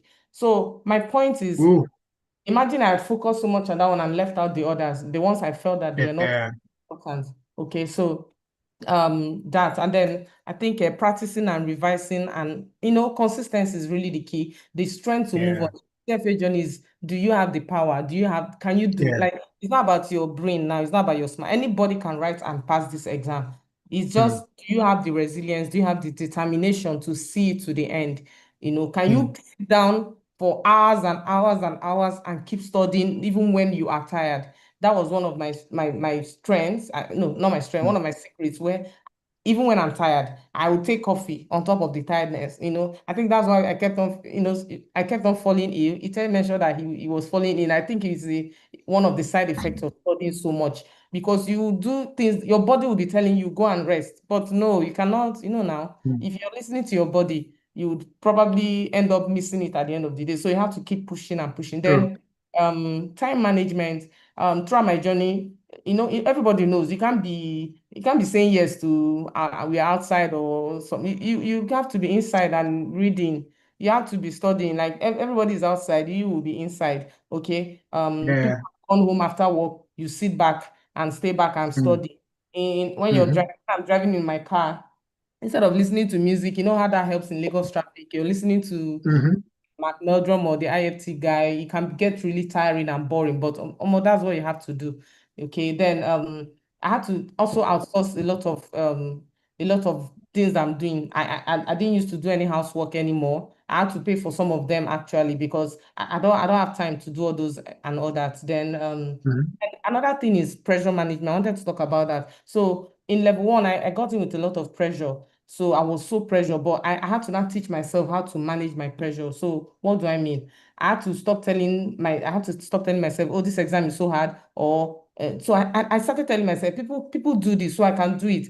And then I did a lot of positive affirmations where I'm telling myself, congratulations.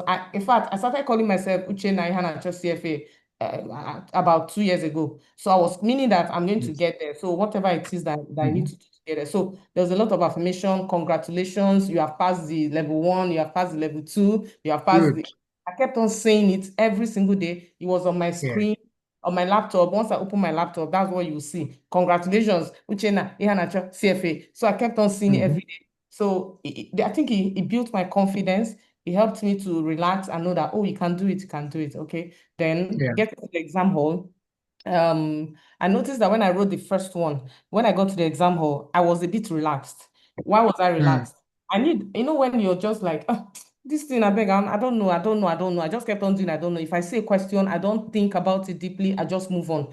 But when I wrote the second one, I realized that for every question determines whether you're going to pass this exam or not. So I took every single question very, very serious. So when I say question, even if it looks like I don't know it, I will think deep and deep and deep. I did that for all the remaining levels. I was like, I had to invoke my whole being. If I needed to start speaking in tongues, I'll do that. Anything I needed to do, as I'm seeing the question, I was doing it. I was remembering my class. I was remembering the curriculum.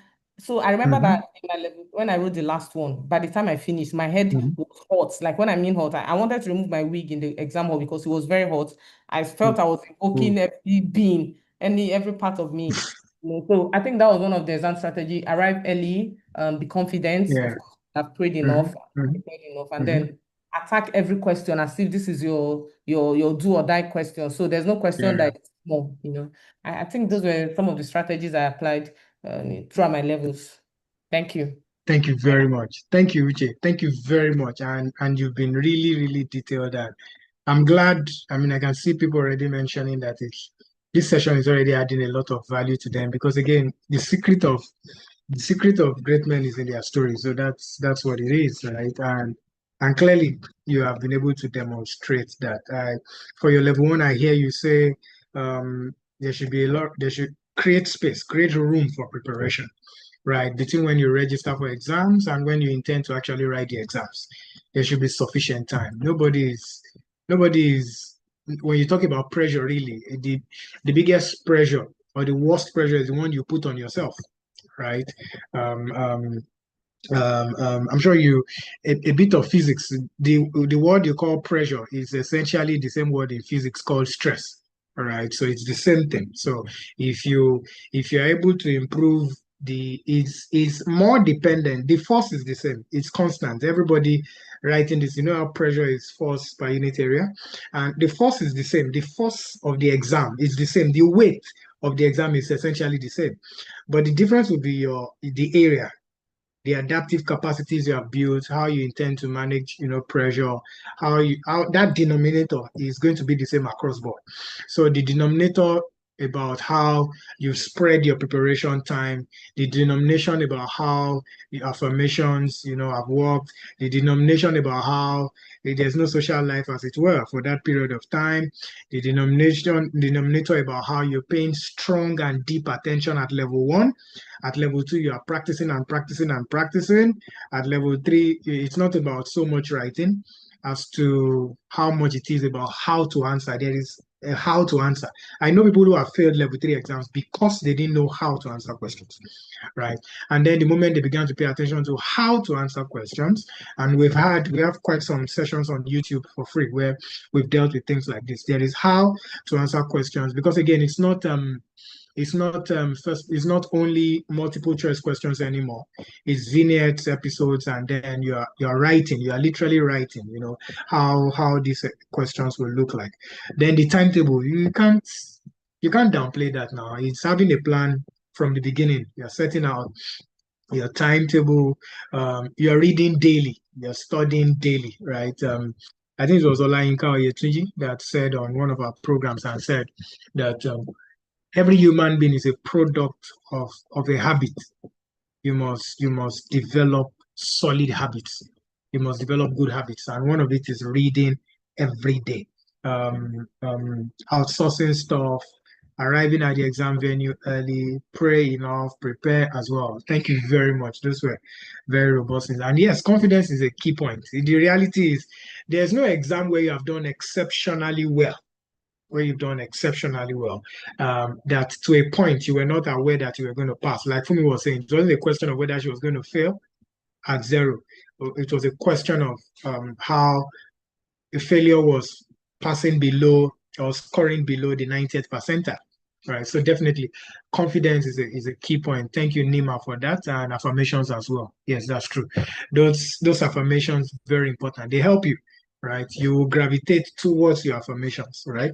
Essentially, your life will gravitate towards the things you are saying about it, right? And that's what played out. Thank you very much, Kuche, and I'll come back to you. But it's only I know you already mentioned some of the optimal strategies during the course of your story, but it's possible that you have remembered something that hasn't been said, and I want to hear it. Okay. Mhm. Okay. Pardon me, I don't want to put on my video correctly, but I hope that's fine. It's fine. No, it's okay, Okay. please. All right. So, for I think the first thing that everyone should do is just immerse yourself in the exam. So people joke, and it's actually true, but the CFA is like a jealous spouse. Yes, If you it don't is. give it the time that it requires, it will divorce you. And divorce you Mm-hmm. means like failure, most likely. Mm-hmm. So, what does immerse yourself mean? So, for level one exams, I used to play music on my way to work before. For the level one exams, I switched to tutorials. I was listening to the ones that were listenable. So, for instance, now I cannot listen to calculations, but the Mm-hmm. ones that I could listen to, I was listening to for the 1 hour that I'll be getting to work and the 1 hour I'll be coming back. Good. I would go to work, sit on my desk from 7 to 9 and read Shreza, try and finish as many.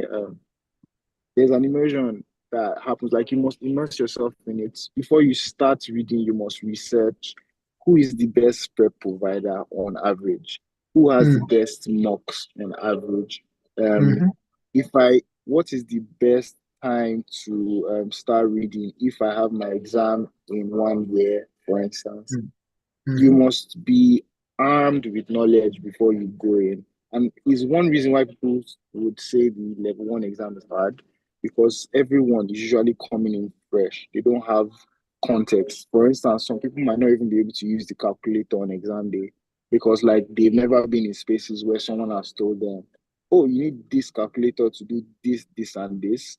You can store number one, that kind of thing. So like clumsy mistakes, if I put it that way, but like mistakes that you could have easily ticked off the box and passed the exams, right? Those are things. So you must immerse yourself, research, Reddit, YouTube, everywhere. Just go there and get the information. Level one is an exam for, it's more like a time management game because there are 90 questions, 2 hours, 15 minutes. So that's Mm-hmm. about 1 minute, 30 seconds per question. If you are able to move fast down some questions, you get more time on other questions. Is recall, really. Read the curriculum if you can. I didn't, but I know most people had to. They read the material, get all the information, and practice enough. Level one should be very okay. If you have enough time, if you commit enough time to understand all the concepts around, level one should be okay. Why level one will be an issue is number one, you didn't take enough time. Mm-hmm. Number two, you don't know how like you assimilate information. So do you prefer videos or you Mm-hmm. prefer number three, you're probably not giving yourself enough chance to solve questions. So Mm-hmm. maybe when you do quants, you leave it for like 2 months, then come back to it and be confused or something. Because Mm-hmm. like your mind has had so much time in between that you cannot even remember that you did anything at all. So that immersion is required. If you read something Monday, you should be going back latest Thursday or Friday to put that thing back in your mind. Once you Good. do that thing 3, 4 times, it should be in your longer term memory. At Mm-hmm. least for the next 3 months, 4 months, you should be able to remember glimpses of it. Mm-hmm. If you don't like solve question, then another thing is as you're reading for level one, just be solving questions. Level one is not supposed to be a hard exam. They are supposed it's like they're doing common entrance, bringing somebody into GS1. It's supposed to be like welcome to the problems, like so that level 2 and 3 can now, progress. Level 1 is supposed to be a very easy exam. The major thing is recall. Do you remember what you have read? Level 2, which is why I struggled slightly, is can you understand what you have read? Okay, you have been reading, and you passed the level 1 exam very well. Do you understand what you actually read in level 1? So you've been hearing call option and pull option, put option. What does it really mean when you go into the formulas? Can you differentiate between this and that? Do you know when you are short? Do you know when you are long? You need to now understand, and your understanding is coming with an increase in formulas that you have to know compulsorily. So there's that. So what I suggest for level 2, and that's what I did, is you will make flashcards. Have your flashcards or have a formula sheet that you go through every week, Saturday or Sunday, without fail.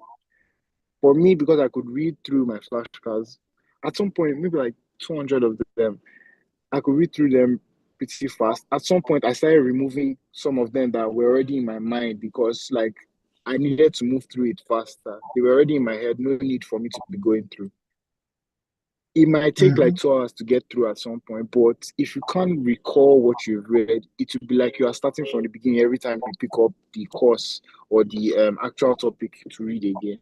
So try and create flashcards so that you have those things in your mind. Everybody has a job that they're doing, so everybody has family, right? So these things will take parts of your mind. If you don't find time to go back to what you've read, your mind will keep erasing it so that you can find other information to put there in the short term. So flashcards really, really important. Then every time you read 70%, solve 30%.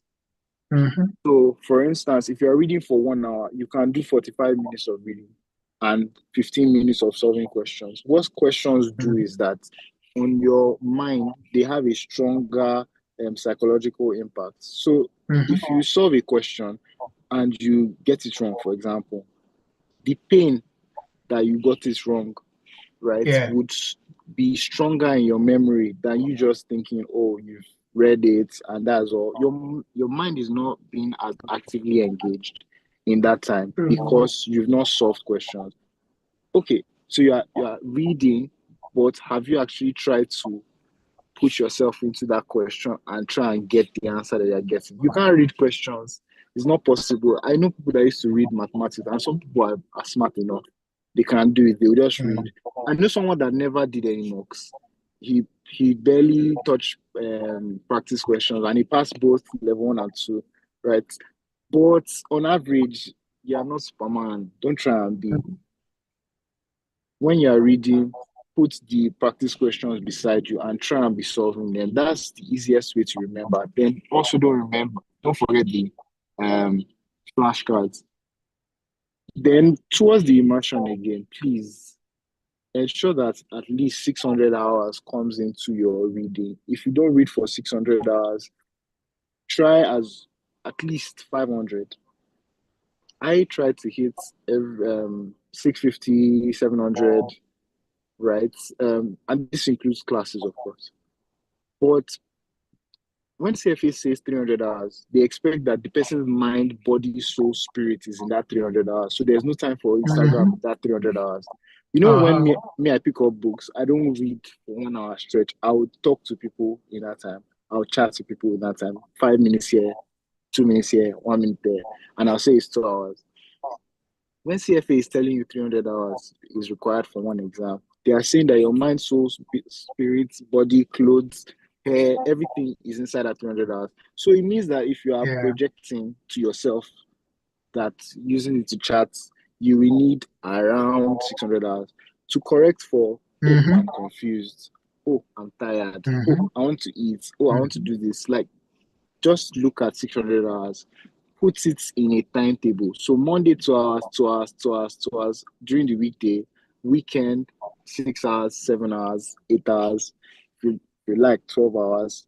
anything that your body can take. Please also manage your body, because I think I didn't know about that until level 3, because level 2 exams, I think my hands started shaking at some point, my eyes started twitching.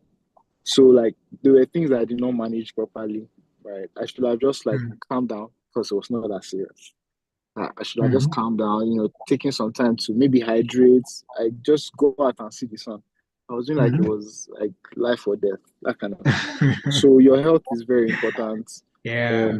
Try as much as possible to take it very serious. So drink water. Eventually everybody will start having that eye twitch, especially people that use laptops. So what I did for level 3 is I did not use screens as much. I used paper. I read most of my stuff on paper. The only time I was going to a screen was when I needed to solve questions, because that was the ecosystem. I couldn't do it any other way. So like I didn't experience that twitching, but my hands were shaking because I was always writing, right? So let me see, what else do I have here? Oh, then please, tutorials for level 1, too important. Very important. That's where you find people making mistakes that will help you learn. So for instance, people will ask questions also that will help you learn. People can ask questions about calculators. Like that calculator is such an easy thing to get off, but people don't.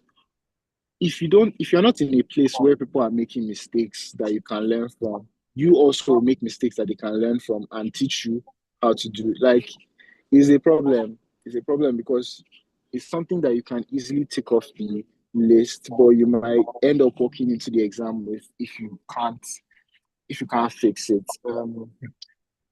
What else? Mocks. Okay. So every exam I've written, this level 3 was I think I did my strongest this level 3. Because what I researched is that level 3, you need to know how to write. If you don't know how to write, because it is half essay, half OBJ. If you don't know how to write, what would happen is you would overwrite and use your time wrongly. What do I mean? The CFA is not a Nigerian university exam. I went to a Nigerian university, and when I wanted to get an A on some courses, what I did was explain what the lecturer wants and explain more than the curriculum. I would just find a lot, put it inside the material. If you do that on the CFA exam, you will most likely get lower than if you just put what they required. That's for level 3. True. What they want is straight to the point, simple and short. If you are stressing your examiner, you are most likely removing your marks. And I saw this with research. I checked a lot of Reddit columns and everything. And one of the first things I found out was that they took mocks seriously in level 3. But I don't think for some reason this year, I don't think mocks were as effective, except for the fact that they will teach you how to write. So you might not see the exact question that you see on mocks, but you will see how to answer questions. So that's what I needed from my mocks. So I started June 14 or 15. That was my first ever mock. And I got some other people to write it with me. And I also I was able to get some other people to write it with me. I think about 5 people wrote it with me. I was the lowest, the people that wrote it with me. Funny enough, I got like 58%, and I was marking it, and their own was correct. I was like, how did I make all these foolish mistakes? That kind of thing. That was 2 months to my exam. So I made my mistakes very early.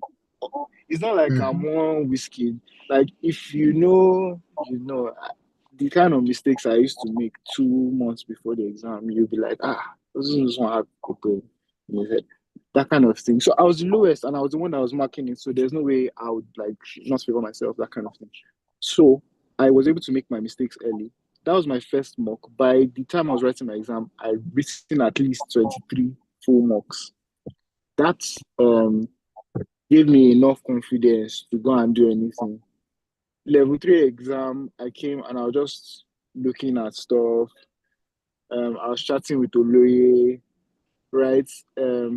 I was also looking at the books, but my mind was not there again. I was just ready to take the exam. So taking that mock will just build your confidence and it will help you know how to write. They don't want long in level 3. They don't need long.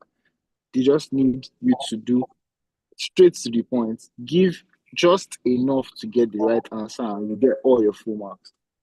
And finally, level 3 is application. It's like you're the CBN governor, right? You want to do something. They're going to ask you questions about what you should do and why. A lot of justify. We're just justifying everything in the exam. They will ask you, why is this guy's hair red? Justify. Why is this person's shoe black? Justify. So you must understand it, building on from level 2, then be able to apply it into why would you do this? Justify, that kind of thing. So yeah, that's the majority of the gist there. Thank you. Thank you so much, Iteoluwa. Whoa. That was robust, and we are doing so well for time because we will end this latest at 4 p.m. right? And thank you very much. Iteoluwa has spoken about immersion, and I like what you did with the 300-hour thing. It's 300 actual hours, actual aggregation of the time you actually took in our stuff. We're not talking about the other time you were chatting someone in between the time and all that, right? It's 300 hours of actual immersion, right? Thank you very, very, very, very much. That was really clear. You need to understand your learning style. Are you auditory? Are you video? Are you a text learner, right? We can't overemphasize the place of solving a lot of questions. Clearly, you understood what we were saying about formula sheets and flashcards. Formula sheets, because again, it helps you move stuff from your short-term memory into your long-term memory. That's part of the immersion process. Thank you very much. So the 500 to 600 hours, perhaps 700 hours is something that works as well. Paying attention to your body, right? Taking good care of yourself, your health is important. Then the place of tutorials, the place of mocks, powerful stuff there. Thank you very much, Iteoluwa. Now there are just 2 things that we're gonna do. And I can see my guys there. Hi Nima, I can see you. Thank you very much. So Nima says very key points. I remember Ahmed saying you need to go straight to the point in level 3. That is absolutely true. Nima, that is absolutely true, right? It's important to make mistakes early. Thank you. That's very, very true. You must be ready to justify. Yeah, that's true. So let's do it like this. I want to ask you this question, guys. Uche, Ite, and Fumi. I'm going to ask you. I want you to tell me, before I ask you, then we'll just do 2 more things, then one more thing, then we'll take question and answer from everybody, because I know people still have questions they want to ask you before we call it a wrap for 2025, right? The next time we'll hold this webinar will be next year, and we have very wonderful programs which I want to share with you shortly. But just before I will give you about 10 minutes to rest so I can say something to the people about the peculiarities of the program in 2026. Then you'll come back to take the questions that they have. I want to ask you this one. Let me take this one. So New Frontiers, right? And the reason why we're able to, host this session is because, again, you are part of New Frontiers. I want to ask you in very specific terms, right? What was New Frontiers' role in this success story? I want it to be as practical as it can be, because there's a way someone can attend a program. There are 2 different things. You can go through a program, that's one thing, but then a program can go through you. There are 2 different things, right? What was the role of New Frontiers? How was it beneficial? How was it really helpful, in helping you on this success story thing? So Uche, I'd like to start with you, New Frontiers and your success story. How far? Yeah, I only say that there's no CFA journey for me, or there was no CFA journey for me without New Frontiers. So the first time when I registered after I got my scholarship, the person I spoke to, he said, go to New Frontiers. That was the first time I heard about it. And I registered and I found myself there. Of course, when I came in there, first of all, it gives you that school environment. For someone like me that left school about 10 years ago without I've not gone back to school. In fact, CFA was me going back to school after my BSc. So it was really a fresh perspective for me to start with. Personally, I like the whole school environment. I love the idea of having lecturers. I like the idea of having classmates. So first of all, New Frontiers gave me that, like call it, the environment to start, to thrive, to continue on this journey. So because like I said, when you're studying for CFA, it can be really intense. So you need that. I think you need it. I don't know how people that do it without the school do it, but I don't think I would have ever done it without it. So first of all, you have your faculty. The faculty is very rich. So we have 10 courses, right, in level 1 and level 2. And in the 10 courses, you have different readings. And the way it's structured, the New Frontiers has, in fact, let's just say in fixed income, you have maybe about two teachers teaching you. You go to FRA, you have 3 or 4 different people teaching you different. So everybody is like a master at what he's teaching. So it's not like maybe if I want to teach, I'm going to teach this, and this. No. What can you teach? What are you good at? So it's so good. So the person that is teaching you is a legend in whatever he's teaching you. He maybe when he did his own, this is the part he understood the most. I'm not someone like me now. If I want to teach, I don't think I'll go and teach equity because equity is not even my thing. I'm going to teach what I know, and that is how New Frontiers is structured. So you're getting it from a wealth of knowledge. And then you have the advantage of also the admin, which is makeup of yourself and your team, where they are now about your welfare. So this is not just about the exam, they're about your welfare. How are you finding it? How is it going? How are you even finding the lectures? Because when you come to school, everybody is not the same. Like you said, when you're talking about pressure, you said it's the same. However, the pressure I don't know how you put it, but it's different, right? So the school is actually a different experience for different people. But in general, you people are trying to bring us all together. Then are we not talking about the community, like Ite mentioned, the classmates? One of the reasons why level 2 was my best was the people I found in that class. The class was so amazing. The people in that class, the makeup of my level 2 class was one of the best experiences I had in my whole CFA journey.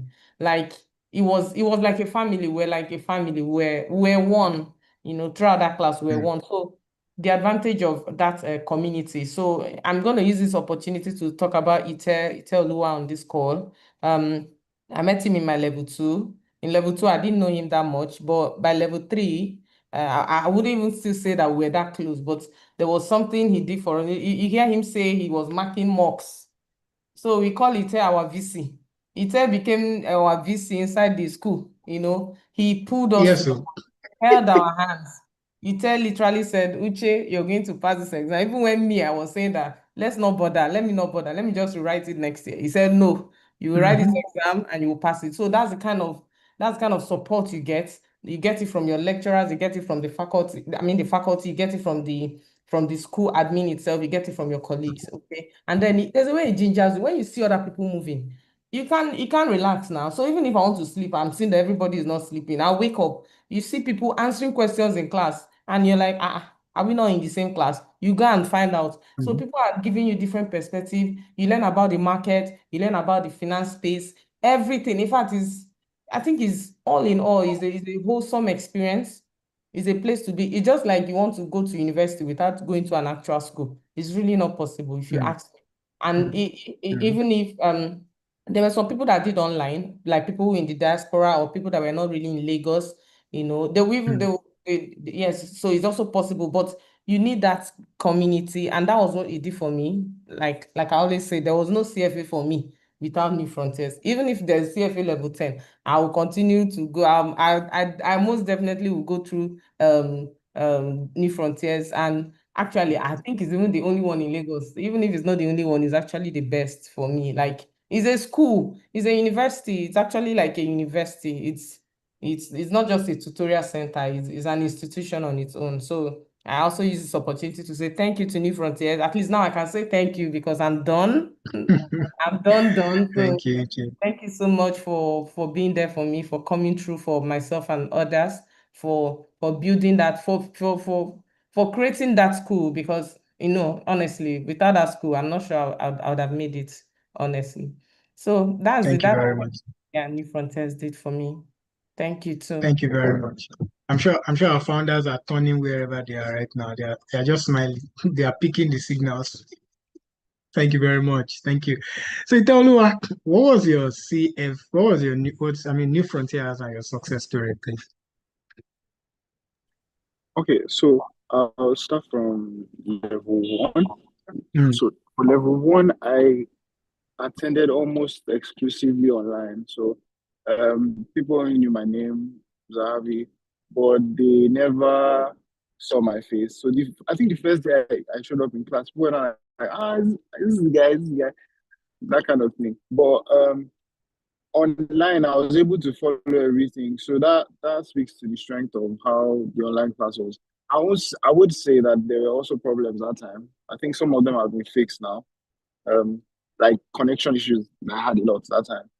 Not a lot, but yeah, some classes were harder to follow because of that. So level two, I did the same thing. One thing I really got from level one class is that I could see people changing. So it was that okay, let me put it like this. When I saw people reading as hard and putting as much effort, I now began to be confused because my own was, let me just do my 2 hours. As long as I'm moving very fast, I'm okay. But like when I now started, I opened the group one day and I saw people solving questions. I had to now go and carry my shredder, something I don't do normally, and start reading in the night. Right? That kind of thing was just ginger for me, right? It gave me a lot of strength. For instance, I found people that I could relate to. I could follow also. People say that I send questions a lot. When I'm sending those questions, it's not like as if I'm not learning myself. Like I'm learning myself. When someone sends their own questions too, I get a lot of information. Then, like the first class I ever had, I think it was Shola that took it. Yes, he has what's it called? He has long hair and he teaches at New from marketable guy. So Yeah. just broke Shola. everything down very properly. He said, sorry, 1 second. He said that why are you doing this? And you have to put your mind in for the long run. And the first class he taught me made alternatives too simple. Like in the what's it called? In the practice questions, I was always like getting maybe 9/10 in alternative. In fact, I didn't even almost bother about that one again because like he taught the class so well and it was really engaging, that kind of thing. There were also problems I had because I have to be honest. And it's what I said I would do. I have to be honest. So sometimes lecturers would like talk. If you like that kind of thing, like they would overshare information, not overshare their personal information, but like go beyond the scope of the this thing. Sometimes people don't like that. I personally didn't mind because but I know people like did not need as much, and I think that's really so it's something you have to be about if the lecturer is not working for you, you have to just say something. And I'm sure that New Frontiers team will do something about it. So that's things I found out about because I think there was some complaints and changes were made very quickly. For level three, Omo, it was game changing. So I attended on physically for the first time, and like I was really intentional about attending. So I almost missed no Saturdays, except maybe when I had to like go and do something very important. Had to be extremely important because I don't go to parties much. And they even started coming on Sundays. Any Sunday I did, I would just stream online because of church and stuff. So, like me and Michael, because Michael is the derivatives teacher, we were bouncing off each other because I needed that derivatives to be strong before I entered the exam. And he just broke it down in a way I'll be sitting at home, I understand it as much as this. But now that he has broken it down like this, and if Michael teaches you derivatives and you don't like, well, I don't know, then economics would come to that very so that's asset allocation in level 3, not economics, but most of the topics are economics related. It was easier because Prof was breaking it down to the minutest details. So I wasn't understanding everything at every point, but like the fact that he could break some formula to their minutest details, when I was going back to study, it was easy for me to say, oh, this is what he meant. This is where the formula is coming from, and that's why they are getting this answer. This is why different places can be connected. You can solve it like this, derive it like this. You don't have to cram the formula on the exam, that kind of thing. So all these lecturers worked together. And don't also forget, you going is like another entire reading session for you. So I'm personally trying to get 4 or 5 times. New Frontiers is doing it for me on the weekends. I'm getting this thing. But one thing I must mention is that if you have problems, if you don't understand, don't mind though, take the class back all you want. Just get that information because you have paid your money. You have paid your complete school fees. You're not there on this thing. So just ask your question. If you don't ask and you go out and you're saying I don't understand anything, you won't help yourself because nobody that kind of thing. Meet someone, speak to the admins, right? Something I noticed that people didn't always want. Speak to the admins, and they usually correct it almost instantly, right? There's always someone available to help there. I can speak about New Frontiers, the only one I attended, and it was good enough for me. Level 3, I didn't have a lot of problems because of them. And it showed because even the prep that I did in level 3, I didn't suffer as much as level 2 because I went to classes properly. All right. Thank you very much, Iteolua. Thank you very much. Thank you. And Fumi, it's your turn. Thank you. Thank you, Ite. That was that was robust. Well done. Thank you So so much. Fumi, yeah. Fumi, are you able to speak Thank you. now? Yes, I am. Oh, good. Okay. That's how it is. Yeah. So So I'll you take. New Frontiers and your success story. Yeah. Go ahead. All right. So my journey with New Frontiers, it started from a very practical place. So I would say I knew early on that I didn't want to do CFA alone. And then I also worked with some very fantastic colleagues that also made me really understand the reason to want to join like a tutorial center. So I had some of my colleagues, Shegun, Tunji, Feintola, and I saw the way they were always like, they always stood out like during meetings and whatnot. So I'm like, okay, maybe these frontiers that they're all saying.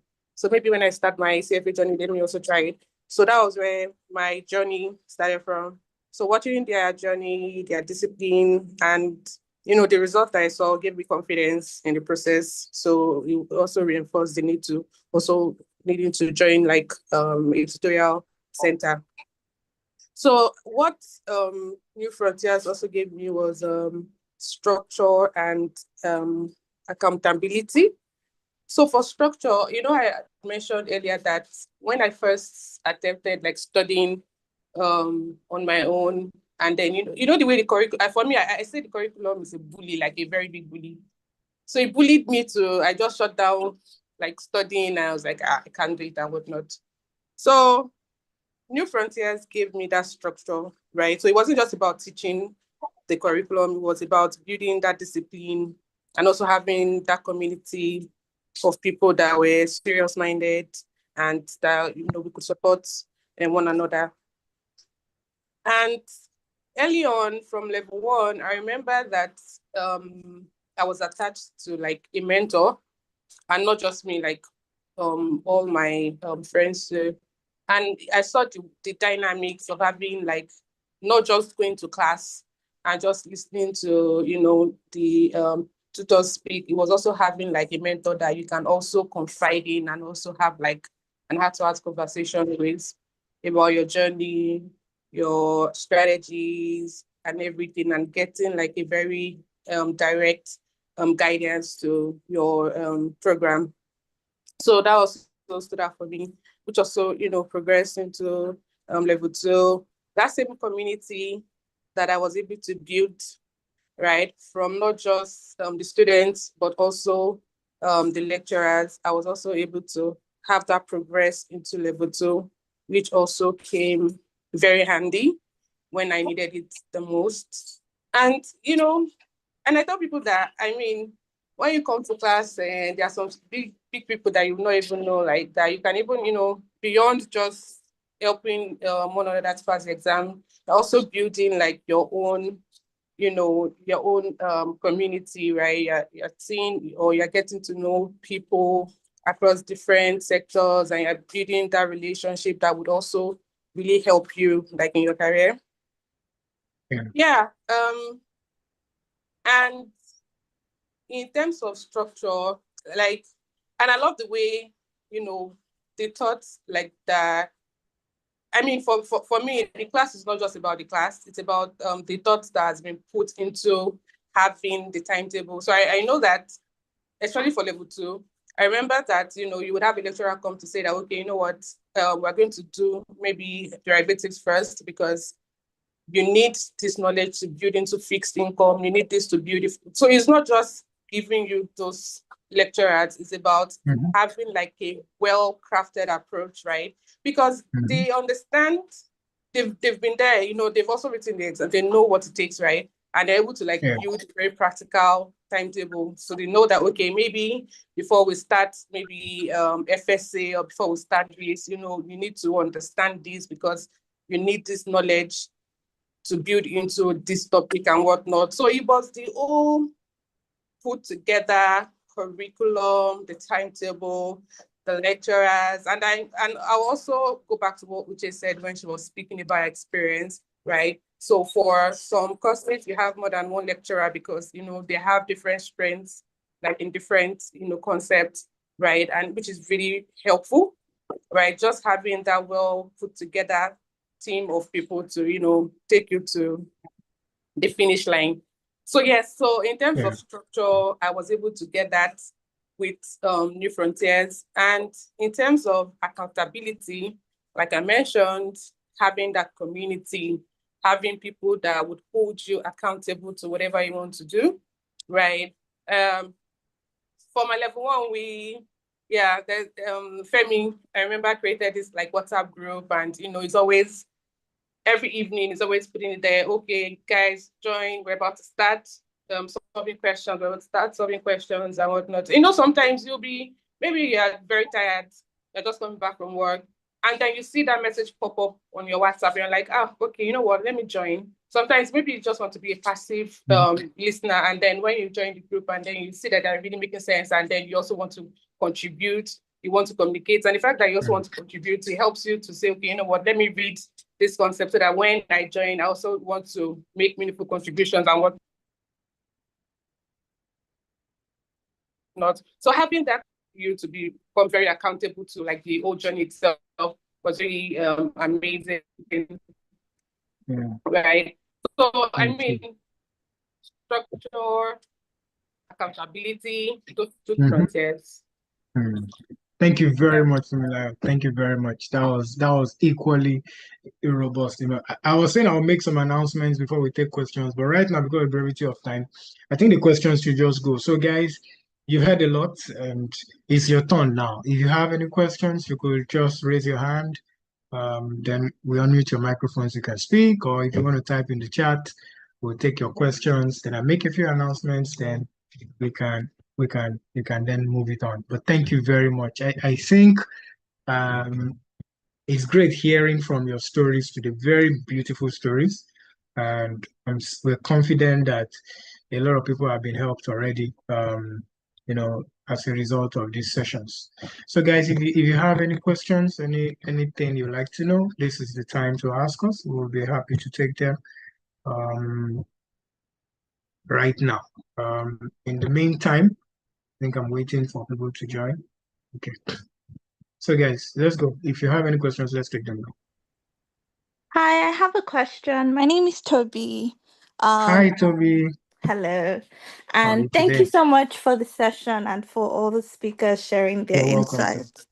My question is just So when you're studying the curriculum, especially for like level 1, how don't you get lost in the in the in how vast the curriculum is and get lost in the details and then end up not being able to touch everything? Because I know that's part of what Fumi said, like the coverage and the depth, but how do you ensure that you're not getting too lost in the details but still preparing enough to write the exam well? Good question, Toby. And I'll let Fumila take it. Then if anybody wants to add anything, then they can. But just before Fumila comes up, I'd like to say that the truth about this thing is when it comes to the CFA program, that curriculum, right, Toby? You must realize that it's a holistic program. Are you getting what I'm saying? So there is a way you are probably sitting in a quant class or reading the quant material, and then you are not getting it. Don't tune off and say this quant thing. No, because you see, you will find the application of that quant thing maybe in equity valuations, right? Or you find it somewhere in fixed income, right? The program is essentially holistic. And that was what it was talking about structure, saying, okay, you want to take this particular topic in derivatives before the fixed income classes start, and that's structure in our program. Sure, you understand. So that it's somehow they're intertwined, it's holistic. You understand what I'm saying? So you won't get lost, if you understand what I'm saying. I think the vastness helps, because if you miss it in quants, you will find it in fixed income. If you miss it in fixed income, you will find it in alternatives somehow, right? The application will be there for you to be able to relate with it eventually. But then does that make sense to you, Toby? That's the first one. Yes, it does. Yeah, that so does. let's allow Fumi. Thank you. Good, yeah. So Fumi, please. You're muted, Fumi. I'm so sorry. Yes, hi, Toby. Good afternoon. Yes, I'm going to build up from where I stopped, right? And I think Ayokuni has also made very valid points. See, I understand that when I was speaking, I said the curriculum is a bully. If I say GA program is a bully, right? That's how I think about it. But in order not to feel overwhelmed when going through the curriculum, I think one thing that I was taught in class, and I was able to integrate into my studies for level 1 and 2, was to anchor myself with the learning outcomes. So for instance, you have FSA, and let's say you have 4 topics under FSA. For the first topic, it has its own learning outcomes, right? The learning outcomes, most people, I don't know, tend to not really understand those learning outcomes, and in a way, it guides you to not read aimlessly, right? So the learning outcome would point you to those things that you need to understand, like what is the key thing I need to know in this particular topic, right? It could be, let's say the first is interpret XXX or calculate XXX. So you already know that, okay, for this one, I need to know that I must understand how to calculate this, or I need to just be able to interpret this concept so that you're not just reading everything or trying to, understand every single thing, right? So the first thing is to anchor yourself to the learning outcomes. It would really help. So you can also start, when you look at the curriculum, so the first thing I do, there's the first reading, I do a first reading and I try to do a second reading.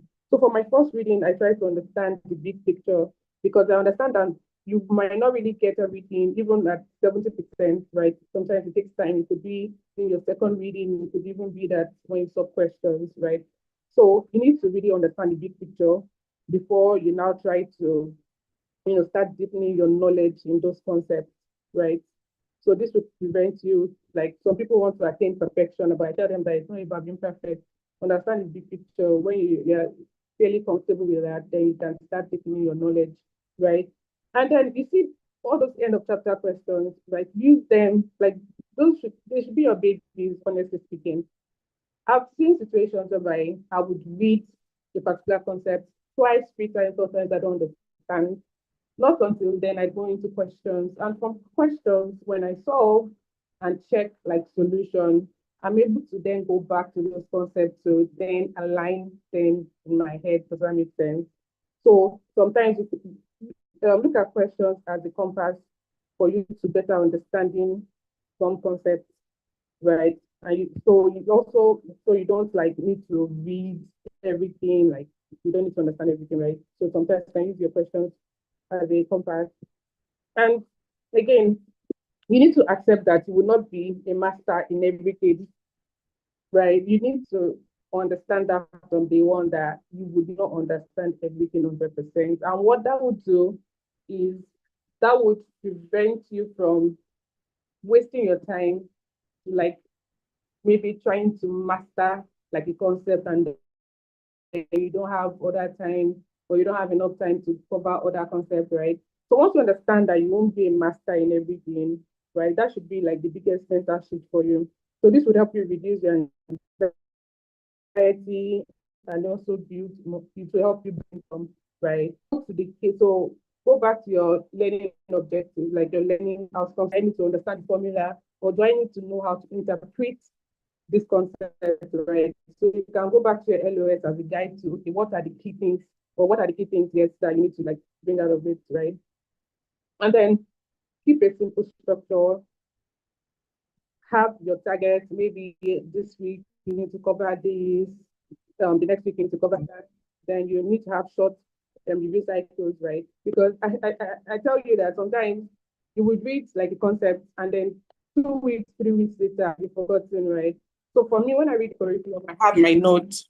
I have my notes for all my courses, and I have my blue pen, my red pen, right? So when I'm reading the curriculum, I'm like jotting down the most important things, like, right? So when I do my second reading, I'm not saying that I go back to the curriculum, I just go back to my notes because I've jotted down everything in my blue and my red pens so that, I'm focused on the key things I need to know. So yes, those 5 key things I would say has helped me, like, in terms of using the curriculum as like a to study, essentially. Thank you, Fumi. Thank you. That's helpful. Excellent, excellent. Then. So that's fine. I'm glad you're satisfied, Toby. I was just going to ask. So it's good. Are you satisfied? Are you comfortable with Yes, answering the I'm very question? satisfied. Thank you. Good. Well done. Well done. All right. Any other question? Time to take questions. I'll defer my presentation or mention to you towards the end. If you are still able to stay, then I'll take it. But right now, let's take questions, guys. Please, your questions. This is the time to ask your questions. You can type them in the chat, or you can ask, please. Any questions? Any questions? Questions? Questions? Any questions? Hi, Akunle. This is Hi. Nima speaking. Hey, So Nima, our Nima. I have a How are question you? for the fine. Go ahead, For please. the latest CFA charter holders, for level 3, how did you, because now the new curriculum has you to choose a pathway. How did you decide on the pathway to choose for your level 3 exams? Very good. Hi, Iche. Are you there? Yeah, yes, I'm here. All right. Um, Let's have you. Okay, hi Nima. Thank you for your question. So first of all, the 3 pathways, the first one is portfolio management, the second one is private markets, and then private wealth. Yeah. So I think it depends on, I think the major determination is the what you do actually. Like I said, I already have experience in what I do. I don't do private market, I don't do private wealth. So what I do in my job is portfolio management. So naturally, that's what I would teach. Another way you can decide on what you want to do is where you see yourself heading to. I have a colleague, when I mean colleague, I mean at work, who also thought, oh, now I'm done with portfolio management, I want to go into private wealth. So you can as well decide to learn that, but at the end of the day, these are all things that we've also done before in level 1 and 2, but maybe not in depth. So it depends on what you are doing, where you like your job, or where you intend to go. Because portfolio management deals with managing portfolio for maybe for banks, for companies and all. Private market has to do with, the private equity, the hedge funds and all of that, while private wealth is most likely for, I think, individuals, where you have the family offices and just individuals' private wealth. So it all depends on where you're coming from or where you intend to head towards. I think that's a major determinant of the pathway to choose. Okay. Thank you very much, Uche. Hi, Nima. Are you comfortable with that? Yes, thank you, Uche. Excellent. Thank you very much, Uche. All right. Ite, is there something you want to say about that, or you will just wait for the next question? Which would it be? Not much. It's just that there were more materials for portfolio management. Okay. You needed to put that out there, right? Yeah. Okay. So any other questions? We'll just take one more or two, and we'll be good to go. Good to go. Okay. In the absence of any, is there any question? Is there anything in the chat? Let me check the chat and be sure. Okay, on right now. Okay, that's fine. Oh, okay. Has work experience ever played a support role? That's Agnes Shegun. Has work experience ever played a role? Yeah. Ite, let's talk about that.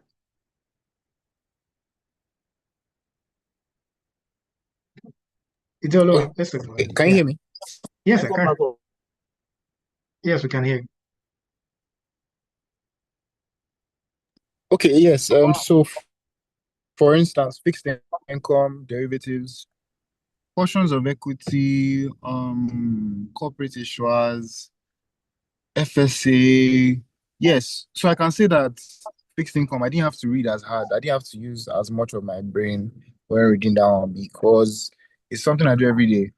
So when they're talking about dirty price, clean price, I didn't have to look twice at that this thing. It's just something I could take from my regular day job and apply it on the exams. Formulas were not hard to get. So it was just something that was very intuitive for me. It's one of the reasons why I also picked portfolio management. Derivatives, easy to understand because I've seen the application in some certain transactions and stuff. So yeah, it does play a support role. It's very important. It was very important in my fixed income, especially.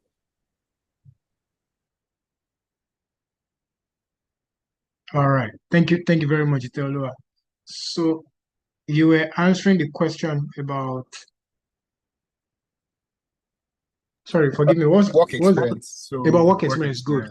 Played a support role in the exam. Definitely. So it plays, I mean, but again, it doesn't put you at a disadvantage in any way. I mean, I know English grad straight out of school, English grad level 1 that passed. It's not that I know. I know in school by myself. I know straight out of law school, Shegun Ojo, who didn't just pass at one sitting each, is now a teacher himself. He teaches portfolio management, right? So, and not many times zero to no experience, right? Of course, it's good to gain some experience. It has that practical implication at work. Then, of course, it helps you earn your charter because there's this 36 years of months, right, of qualifying work experience, right, as regards earning the charter. So yes, there is that, and it's not prerequisite to passing the exams. People have passed the exams without it. I think the fact that someone is standing before you in class explaining this, a student explaining to me as how you help a child with mastication, with chewing the food before sometimes putting a bit of it in the little child's mouth, when the toddler is just speaking, or how you match the food before putting it in the baby's mouth. You've already commenced the digestion process. The baby doesn't have to chew and chew and chew, right? So the person standing in front of you teaching it actually has valuable experience, right, that can be converted to yours, in class. So if you have it, beautiful, but if you don't, it's not a limitation in any way, right? So what was somebody was asking what the difference was between attending classes online and in person. The difference is that you are not there physically. The experience is typically the same. I know this guy who was a banker, and he kept pestering HR to move him to Lagos just because he wanted to come to attend class at New Frontiers. That was very serious sacrifice. Now he made it, and one day in class, after about 2 weeks, I didn't see him in class. I just saw him on one day. When I saw him in class, he said, "What happened? He said, I found out it's the same experience, and now I can't get HR to move me back to Port Harcourt, and now he's homesick." Right, so it's the same experience. We have candidates from all over the world, candidates from Cairo, candidates from Kenya, candidates from France, candidates from Canada, candidates, everybody, and they join in classes, right? So in fact, someone like Uche would testify, when you are online, your voices are louder than someone who is in class physically. Because again, the moment you speak, you interrupt the whole class. It comes out of the speaker, and everybody hears all you're saying. So it's essentially the same experience. And like I will do in a moment, if you are still able to stay on the call, because when you attend the classes physically, even though you're a physical candidate, you will still have access to the virtual classes for 1 year from when your classes started. You have access to that recording, such that all through the windows of exam that year, you are covered, for that exam. Whether you take the February one, the May one, the August, and you wait in November, you will be fine, right? So you have access to those recordings and to the resources that will give to you for 1 year at no additional cost to you. And I think the questions are streaming in now. Okay, which level 3 pathway would you say is the most computationally intensive? Okay, I'll leave this for you, computationally. But anyway, which one will it be? Iteoluwa, which one would you say is most computationally intensive? So I think it's portfolio. Okay. But all of them have their peculiarities. You might They say do. computationally, but the math is just complex, but it's little. It's not a lot of math there, but it's just slightly complex. But I truly don't think, sorry, Ite. Yeah, and I truly don't even think that should be the major determinant for choosing your pathway, because I think pathway decisions are more like career decisions, if you understand what I'm saying, right? You can't exactly, either anywhere you go there will be computation, right? It's the CFA program, is the chartered financial analyst now. So as an analyst, you will do computation. You do valuation, you will do all kinds, right? So there is yes, some will be more intensive than the other, but please be sure that this is not informing the pathway you are choosing, right? If that helps in any way. Yeah, Iteoluwa, you can continue. I just thought to chip in that.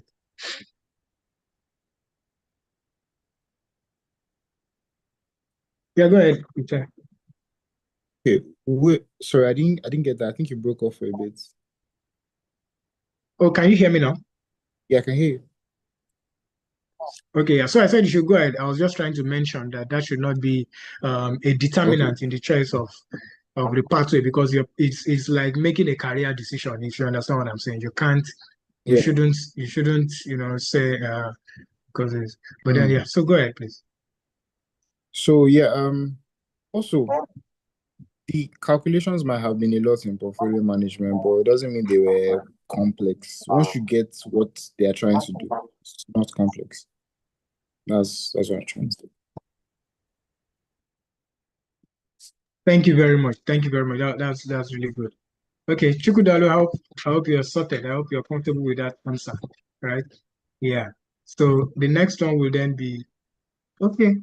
So, Mr. Lady says, what if your role or experience is not in finance? Does it determine whether or not you can earn the charter, not necessarily pass the exams? You're managing a business and taking investment decisions, say 20 years of work experience. Will it count? So thank you very much, and I'll allow Uche to speak to this, but there is what is called relevant work experience, right? Relevant work experience. And it's 3 years of it that is required. And I understand what you're saying. So you're working in a role, say maybe like a senior, you have to make investment decisions, right? But would that be sufficient to earn you the CFA charter? And I think increasingly more, it's becoming clear to me that I need to take that presentation. But Uche, what do you think about this question? Yeah, like you said, relevant work experience. So when you're registering for the charter, when you're trying to apply for the charter, I mean, you'd see a drop down of like call it experience or jobs. So you see maybe CEO, or you see investment manager, you see treasury, you see accountant. So there's a whole lot. I believe that since you're saying that you take investment decisions, I believe that that role should be part of the drop down. I don't have it here.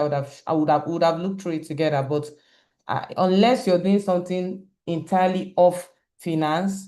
For example, I know someone that studied law, like I mentioned earlier. So because he was doing law, there's no connection. There's no connection of law with finance. But I don't know. Maybe you can tell us your role or your experience. Then maybe that will help us answer the question. But if most of the times what we're doing in our different jobs has a connection to finance, so it might count as relevant work experience. I'm not sure. Even if you're working in a law firm and you're the accountant, of course, that's a relevant work experience for CFA. I'm not sure, but maybe if you can tell us what you're doing, that will help us to answer the question. But yeah, unless your role is totally out of finance, yes, you might need to earn that experience. For example, the person we mentioned, the law guy, after he passed his CFA level 3, he had to do like an extra 2 years or so to be able to gather the relevant work experience as it relates to finance, because all he had was law experience. So he had to do that, So that's what I think for that. Thank you very much, Uche. Thank you very much, Uche. Guys, at this point, we won't be able to take additional questions. I've already kept my guests 15 minutes more. So this is what we're going to do. We're going to do Uche and Ite. You give your parting shot now, right? Your parting shot. Ite will go first, please, Uche. Ite will go first, then you, please, right? Then after that, I will take a presentation for 10 minutes on CFA in 2026. If you are interested on that information, on our program and all that, you are the one that should remain on the call. The moment I'm done with Ite and Uche, which will be in like 2 minutes from now, then it will just be myself and yourself. So I don't want to keep them here. They don't need that information. You do. It's Saturday. I know they have to get on other things. But thank you very much, guys. This is priceless. This is priceless. And I'm so glad that we're having conversations with you as charter holders. Well, knowing fully well that I knew the first day you walked into school and and all the stories. This is beautiful. It's fulfilling for myself, and how much more for your teachers, and of course the founders of New Frontiers Learning, whom I've asked many times, why do people really run this school? Because it's not as if it's not money, so why are we? But great guys, right? Well done. So it's a parting shot. Someone wants to take this exam, what would you say to this person as we let you go?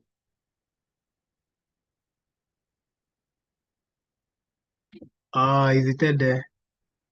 Okay, Uche, it will be you now. So tell me, parting shot, please. Yeah, my parting shot is anybody can do this. It's Thank not you. for a selected few.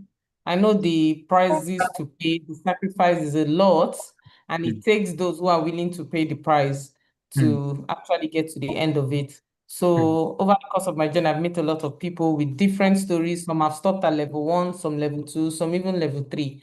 So my parting shot would be, you can do this. I didn't know I could do it, but here I am today. You can do this. Anybody can do this. You just need to give it all that is required of it and stick with it to the end and tell yourself, I'm going to be a charter holder. I think with that in mind, you'll meet me on this other side. So thank you so much and all the best. Yeah, thank you. Thank you so much, Uche. It was nice having you. It's good talking to you on this side. Thank you very so much. much. Well done. Well done. Thank you All very right. much, everybody. Bye. Yes, it's been quite an evening. So, guys, like I mentioned, thank you very much for joining. It's been quite an evening. Right now, I want to then take this presentation. It's going to last for just 10 minutes. After that, you would be able to you will be able to have the rest of your evening to yourself. Please confirm that you can see my screen and hear. Yes, I can see the screen. Excellent. Oh, Iteolua, you're back. Please. I was asking for your parting shot so that I can release you to go. Thank you very much for staying and for staying this long. So your parting shot to any candidate out there. I'll take yours now. Hello, Ite. You're muted. Okay. Was it Ite's voice I had just now? It wasn't.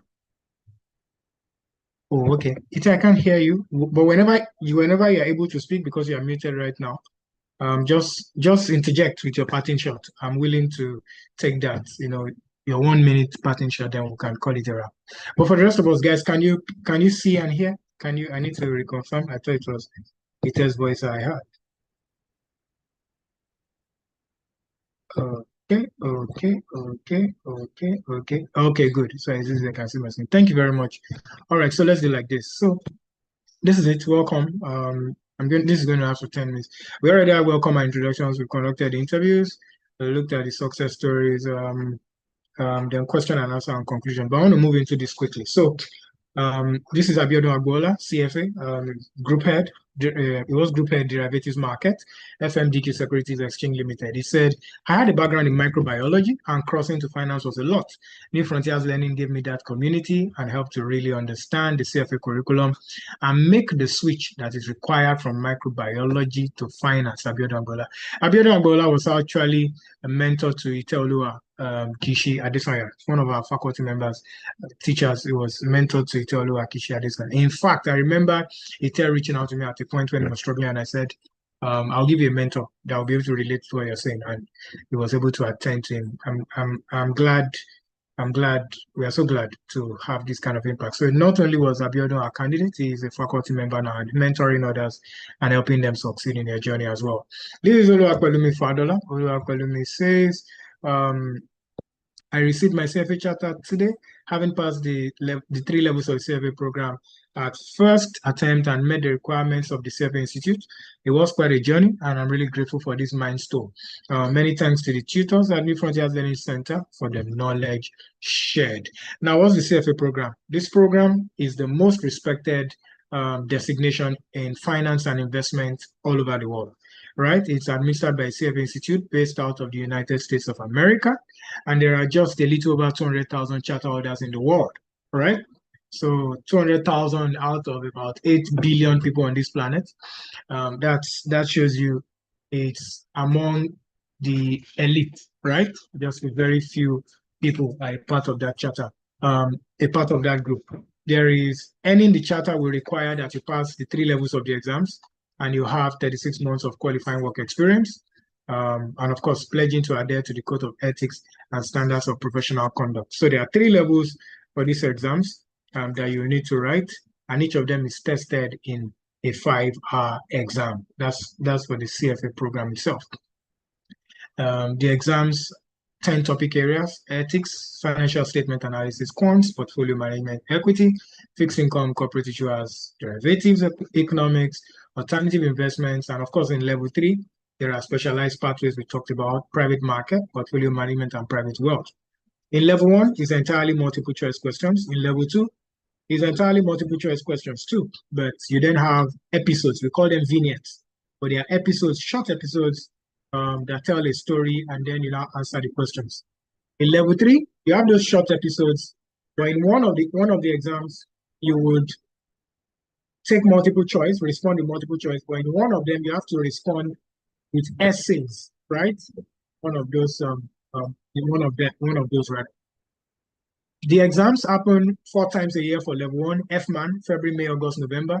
In level 2, it's MAN, May, August, November, MAN, May, August, November. And level 3, FA, the music notes FA, February and August, of every year. So same 2025 dates will be 2026 dates as well. So New Frontiers our story is one that is born out of a compelling desire to ease the journey of every CFA candidate in Nigeria and all over the world now, globally, because we have candidates from all over the world. But then our founders went through this exam with little or no support of any kind.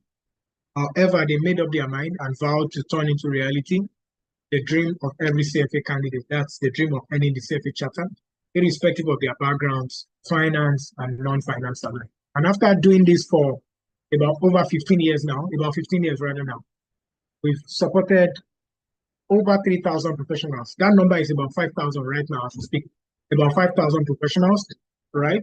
And they are in various markets of the world. Here are our founders, probably heard of some of them or met even some of them. Ayopele Ojo CFA, Michael Ayima CFA, Banji Fentola CFA, and Olani Ogunbayo CFA. Why New Frontiers? Our faculty is our number one treasure. We believe that we have a faculty that is world-class, and they are all leading investment professionals. We are industry leaders. We insist on industry leaders on our faculty at New Frontiers level. We give dedicated mentorship at no additional cost to you. We lead this market. We've been doing it for about 15 years now. Scholarships and discounts and special offers. We have class assignments that we give.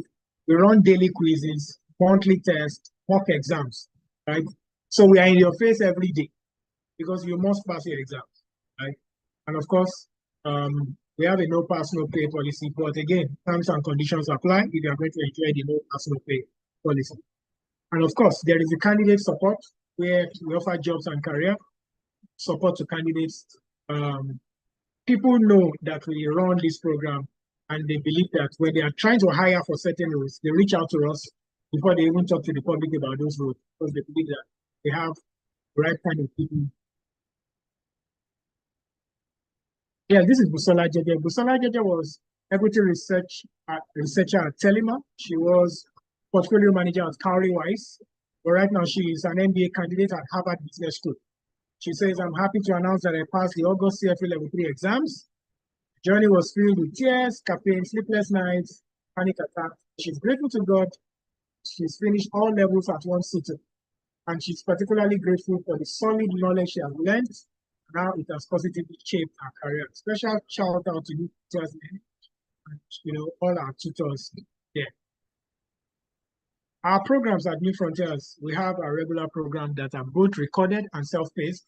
Our programs are recorded and they are live and self-paced. That is, if you're attending live, you can attend physically or virtually live, and you can also buy our recorded programs, of course, which are available to you.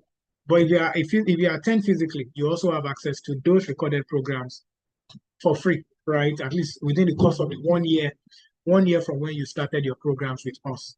But for someone who opts for the recorded program, they're also available for you to use at your own pace. In 2026, this is how our program would be. From January to April, we'll run our level 1 and 2 program for folks who want to write the May and August exams. The May and August exam will be able to attend our classes from January to April. In the middle of the year, say from March towards the end of March, not exactly April this time around, end of March till June or a bit of July, candidates who want to write the level 3 exam will be able to join us so that way they can have enough time to consolidate on their study for the whole of July and write their exam in August, right? Then finally, we would have a program that will run from the tail end of June stroke early part of July till October 2026 for folks that want to write in November or February exams for level 1 and 2, right? Or maybe November and August for level 2 specifically.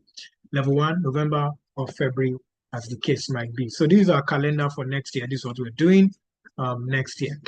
We have our early start program. You heard Ite talked about a 9 months window. You heard about Uche talking about preparing early. You heard about Fumi also talking about preparing early. So as a result of that, we have this 80-day early access that is absolutely free to you. And a lot of people are already on this program right now, where you get about 300 hours of videos, all the CFA topic areas reviewed, all the end of chapter questions solved, and 1,000 practice. This is an error. It's about 10,000 practice question and answers, right? That we provide all for free, right? Mentorship, job, and all that. A strong community of candidates and all that. These will run for 80 days. This started on October 21st. So if you intend to join our program, you would, in January, for example, you will pay the same amount as someone who just shows up in January and joins classes, right? But right now, you can begin to benefit from this at no additional cost to you. It's going to cost the same fee as it will someone who joins in January.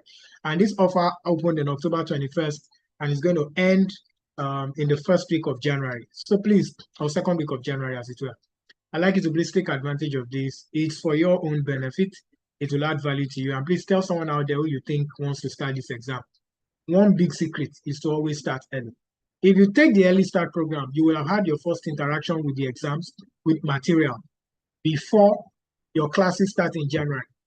By the time you join our classes in January, you will attend your own classes for 16 weekends. In that period of time, you would have covered, you will be interacting with the materials the second time.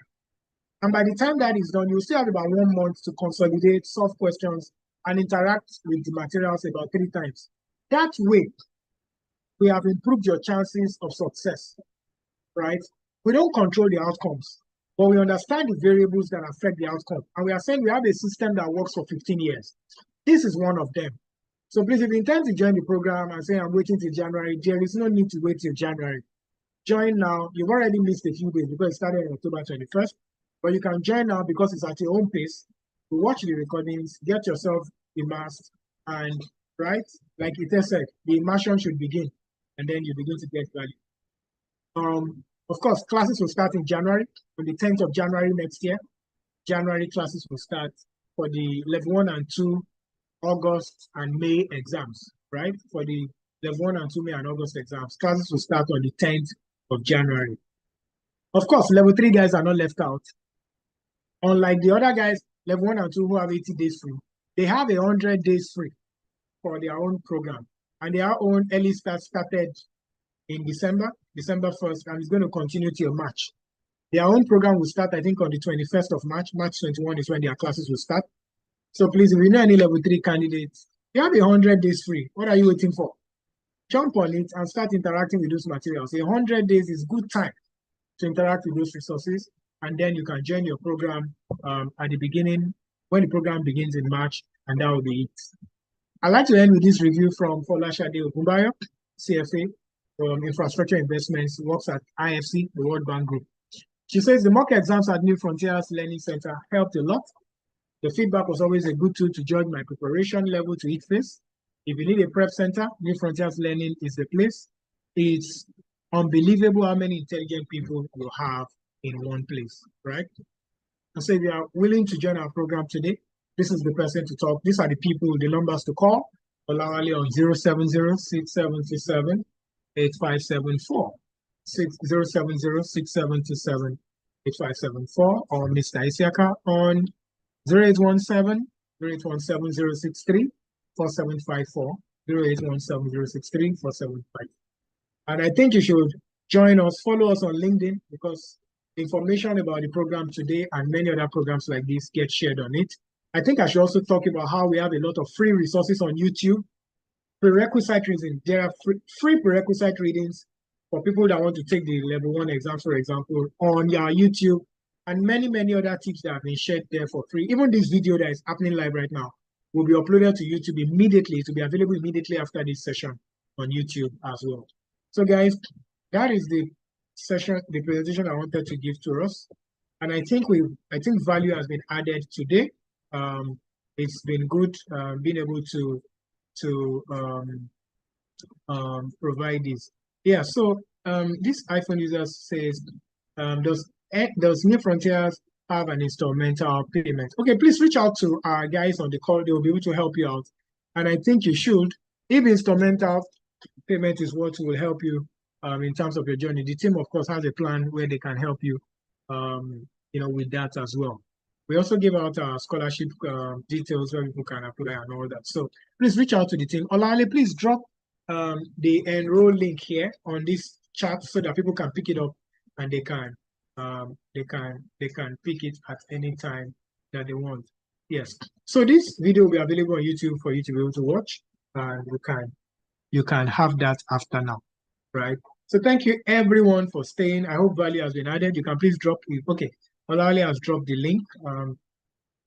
Yeah, thank you. Yeah, Cynthia, you're welcome. You're welcome. You're welcome. I believe much value has been added. If you have any question, I can take them. And if you have anything good. Oh, Chinaza, you're welcome, Chinaza. Thank you, Chinaza. Yeah. You're welcome, Wisdom. Thank you. I'm Wilson, rather. Apologies. Yeah, thank you, John. Thank you, John. Thank you, Madam Amina. how are you today? And congratulations as well, right? See you very, very soon. Yes, sir, Mr. Lady, thank you. Okay, all right. So please, Olale, the floor is yours. We can take the video. Everyone's fine. Be able to move on. All right, Joy, you're welcome. All right. Yeah, yes, you know. See on the other side. Yes, so see you on the other side. All right, guys, so let's go. Thank you very much for joining. See you next year. See you on the other side, and all the very best in your CFA journeys.